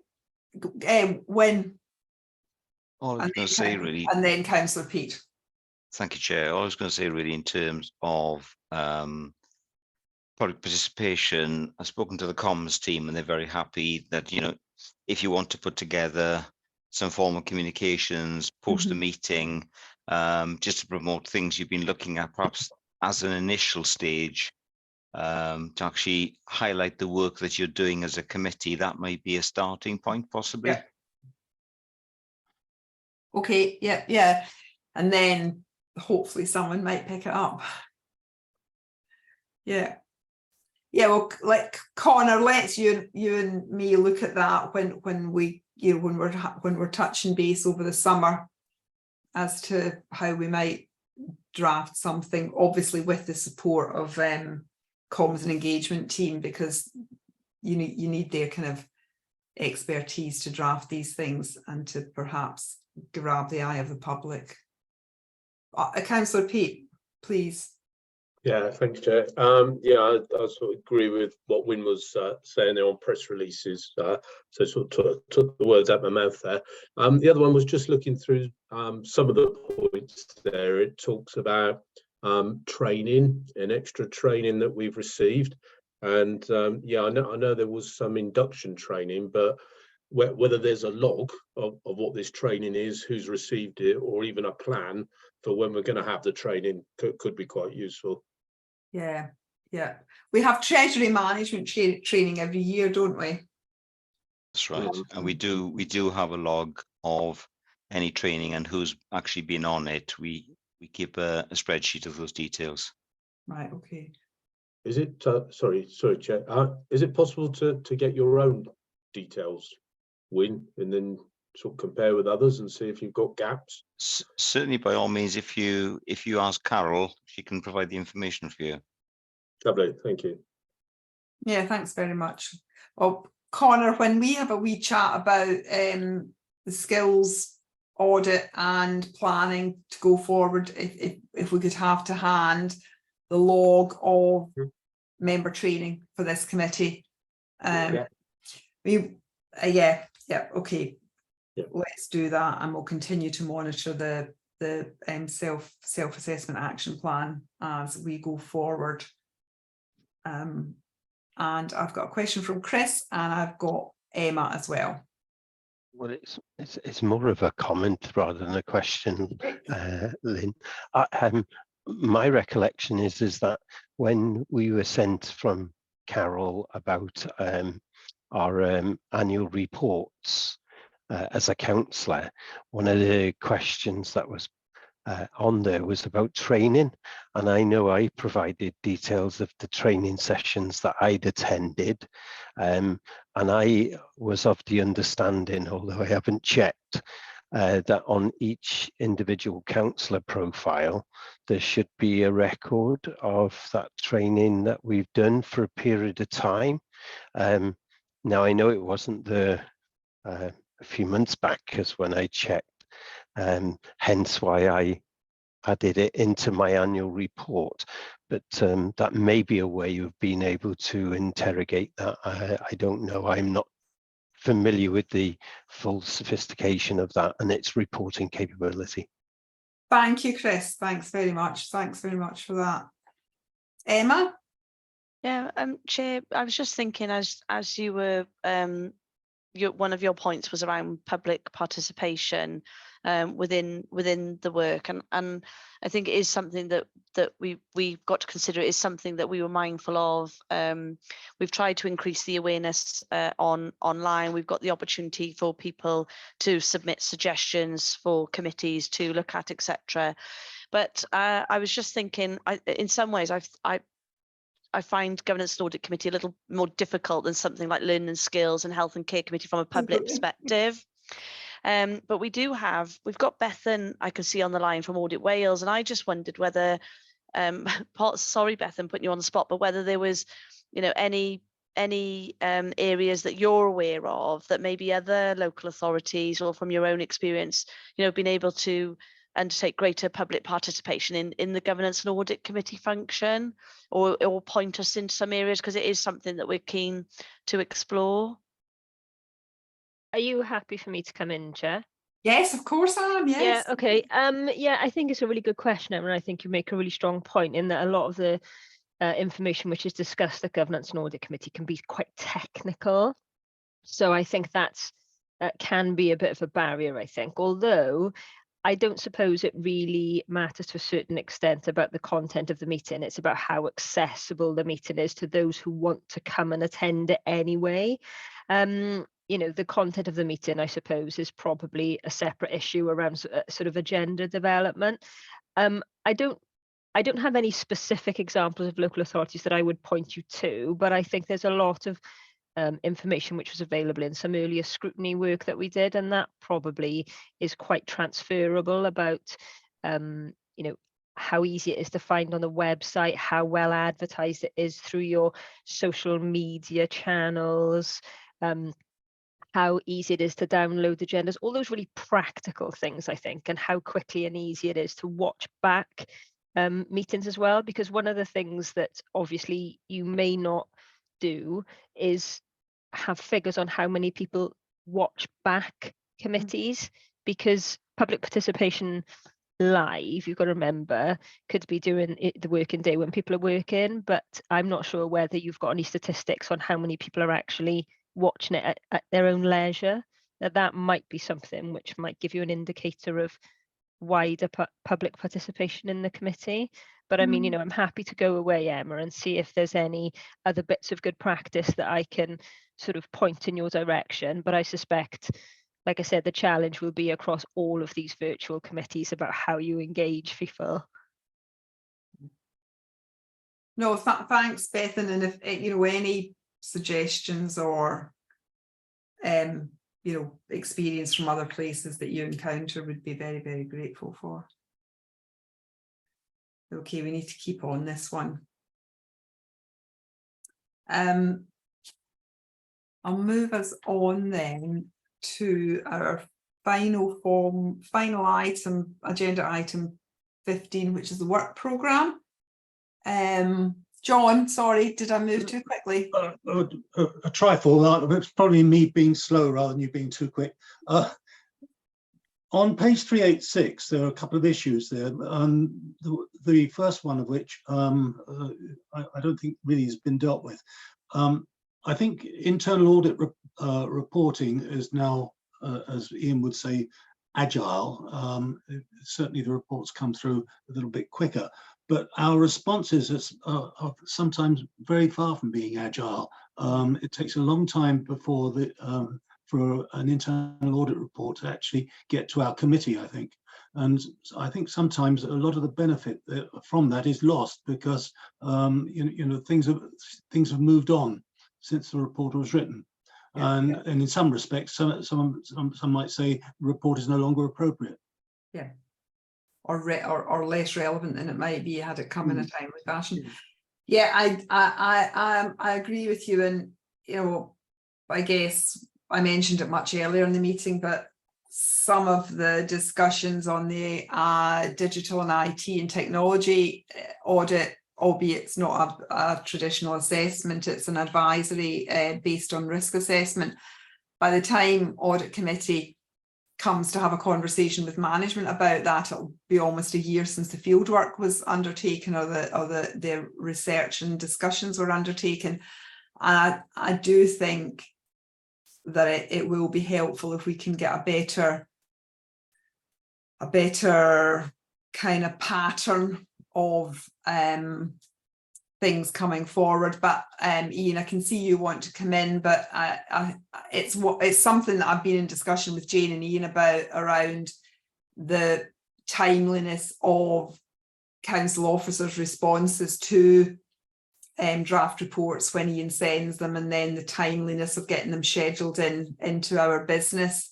Because as you say, reports lose their currency very, very quickly. And it's, although I know Ian will tell me that teams need to start acting on the findings immediately, and I don't disagree with that. Actually, I passionately agree with it. As soon as things are there to be improved, they should be improved upon. But that doesn't prevent things coming to governance and audit in a timely fashion so that we can scrutinise and review things. Ian, did you want to come in? Yeah, I mean, I absolutely agree that, you know, in an effective internal audit process, that, you know, action should be communicated to clients straight away, and they should be addressed, you know, straight away. But sometimes actions do take longer to address, and some of the strategic ones. I think it's maybe an area that the internal audit working group can focus on and look at the agility of that, and maybe look at some metrics around that. So that's one area that we can use to improve that. The other thing I will point to is the new system. Under the new system, the client will be responsible for, in the future, updating all of the actions. So you should be able to have a real-time view of where we are on the delivery of each and every action. So you should be able to get assurance from accessing that system to make sure that, whilst it hasn't come to the committee necessarily as a report, the individual items have been addressed. I hope that answers your question, John, or does it give you any assurance? But I do think, yes, we do need to be more agile in the movement of the report to committee and make sure that those issues are being addressed, because whilst they're not, the risk still is there. Yes. Yeah. What I was making was a comment, an observation, really. You know, I'm sure it can and will be improved. Yeah. Yeah, absolutely. And as you say, Ian, the working group can tease this out a bit more and report back to the committee in full session. Yeah. Thank you very much. The work programme, item 15, sorry, item 15, work programme. When, Connor, I was just a wee bit confused, is we've got September seminar, AGS, corporate self-assessment, statement of accounts. Are we having another seminar in September?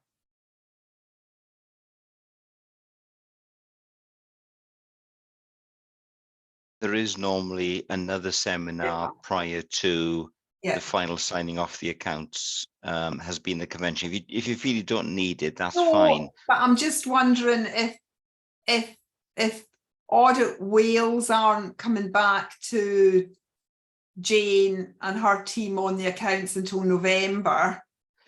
It probably will be rolled forward. Yes, it's going to be a wee bit too soon in September. It's going to need to be nearer.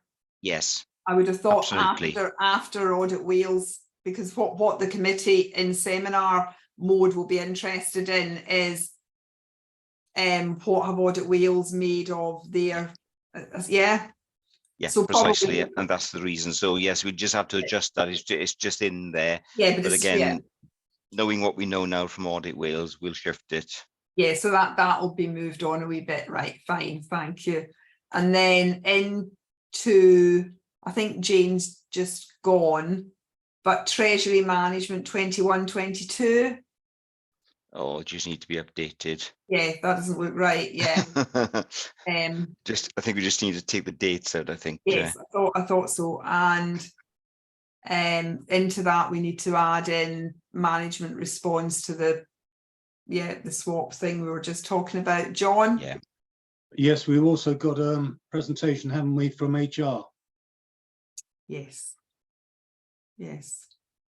That's right. We've got quite a detailed presentation from HR. You and I have been in discussion with Paul Bradshaw about the scope of that, haven't we? Yes. Councillor Peake. Yeah, thanks, Chair. It was just a bit of an overarching observation, question, comment on the overall workload. So again, looking at today, and I do think John touched upon it earlier, we've had 394 pages of paper into this meeting. And I don't know whether there's an opportunity or ability to perhaps have some more meetings where we have a regular one that looks at all the regular reports, all the quarterly reports, and then perhaps another supplementary meeting that, say, perhaps looks at things like sustainable Paris, working groups and action plans, just to try and split it up a bit. I don't know if that's feasible. I don't know whether that's feasible, but I am most certainly open to discussion about that, Councillor Pete. On my list of notes on the forward work plan, I'd actually written, do we need to have a meeting in October? Because the length of the meetings is becoming, well, I'll drop the becoming word. You know, the length of the meetings is quite tough in terms of just concentrating for 4 or 5 hours in front, especially in front of the screen, and the weight of papers, as Councillor Pete and John have both pointed out. So Pete, absolutely, if we were able to have a kind of business meeting, routine, but I don't mean to be pejorative in any way, because it's really important business, but routine business reports, and then other more novel items. I think we should, I mean, I'd be very happy to consider that, because the weight of work for this committee is very noticeable. And when, and Councillor Chris, when? Thanks, Chair. Yes, I have increased the number of meetings to 8 a year anyway, to try and improve. As you know, we'll do the regular ones on the quarterly basis, but it's just the stack of other things that are coming in. Obviously, Audit Wheels colleagues, swap. There's a lot of information coming from both bodies as well, and it's just fitting those with the deep dives in is problematic in terms of amount that we're dealing with. And I think that's the issue. You know, I know there are times of the year when we don't tend to have meetings. August and sort of December tend to be the main ones.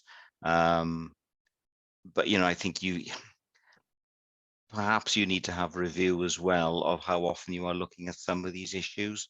Maybe another way of managing your workload rather than just increasing the number of meetings, because I know members, you're going to get squeezed as well into everything else we're trying to throw at you. So it's that fine balancing act is always difficult, isn't it? Yeah, because we've just been talking about the diary pressures with Councillor William and Councillor Gareth and their responsibilities in the National Park as well, and fitting it all in. Yeah, we need to find a trick. Councillor Chris, you wanted to come in. Yes, if I could, Chair. I mean, what I say, welcome other meetings to try and spread out the workload. I just think it's going to be a real challenge to do. I mean, I just going over the last since the 20th. I mean, I've done full council. We've done the seminar last week. I then had a health board meeting all day, plus an emergency meeting that had been pulled in. Then this meeting as well, which has been all day. Then on top of that, I've still got casework that I'm dealing with, and then I've still got a day life as well, or I did have. And it's just trying to get that balance. You know, I know everybody's circumstances are slightly different, but I mean, you know, it's spinning plates at the minute and trying to not let any of them drop is a real challenge. I mean, I'm really complimentary to the amount of work and effort that goes into preparing all of the documentation that goes with it, but I would struggle if there are more meetings built in. So I have to prioritize, and I try to give this one health board and the scrutiny of health committee the priorities along with casework, but I couldn't do anything further at this present moment in time. Thanks, Chris. And I think your comments really just reinforce the kind of challenge of the weight of work that we're dealing with, and we'll try and navigate a way through Gareth? Yeah, sorry, just to coming back on Chris. Yeah, totally agree with him. And I think it's a question we need to put back to council as a whole. I've got 2 young children. I've got a mortgage to pay. I've got a day job. You know, as well as national parks, as well as this. You know, I'm not complaining. It's my choice to do it. But the issue being is, at times I do feel that I'm not contributing how I should be, because I got so much on. That's fair enough. That's just, I'll manage around that and contribute where I can. But if we do go too many meetings, we'll not have people like myself applying to be county councillors, and it will be a retirement club for people who have plenty of time. And what we don't want, we're a diverse council of all different ages, as well as sexual orientation, everything else like that. So we just need to be mindful as well. It could be good is doing that, but also what I will say is, if officers are producing reports for committees, they're not doing their day job in a certain respect. Yeah. So on the flip side as well, we can have as many meetings as we want, but is that proactive? So for me, sometimes shorter meetings, more focused, are more productive going forward. But then we need to be mindful of all the other things around who we want as members of this committee and councillors to do that, as what Chris has said as well. No, you're 100% right, because if it just ends up with like the oldies, as it were, yeah, it's not healthy. Not healthy at all. Okay, Connor, have you made a mental or literal note of some of that? Because I think you and I need to think about some of this and discuss it further with members of the committee going forward, and involve John as vice chair as well, to try and think of some solutions to the way of work going forward. Will be really, really important.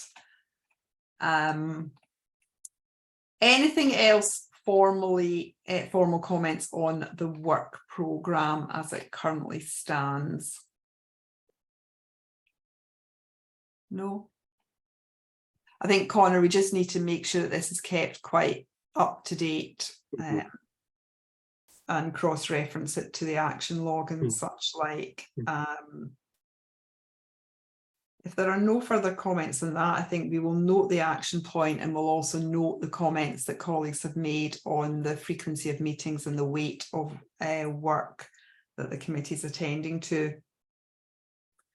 And we will move to close the meeting if there are no further comments or questions. Okay, I think thank you very much to all members of the committee and SWAP, Audit Wales colleagues and other colleagues for their contributions. And again, thank you to all of the officers who've contributed to the work that goes on behind making these meetings as successful as they are, and for their attendance at the meeting today. So thank you to everyone involved. Thank you. Thanks. Bye. Thank you. Thank you. Bye. Bye now.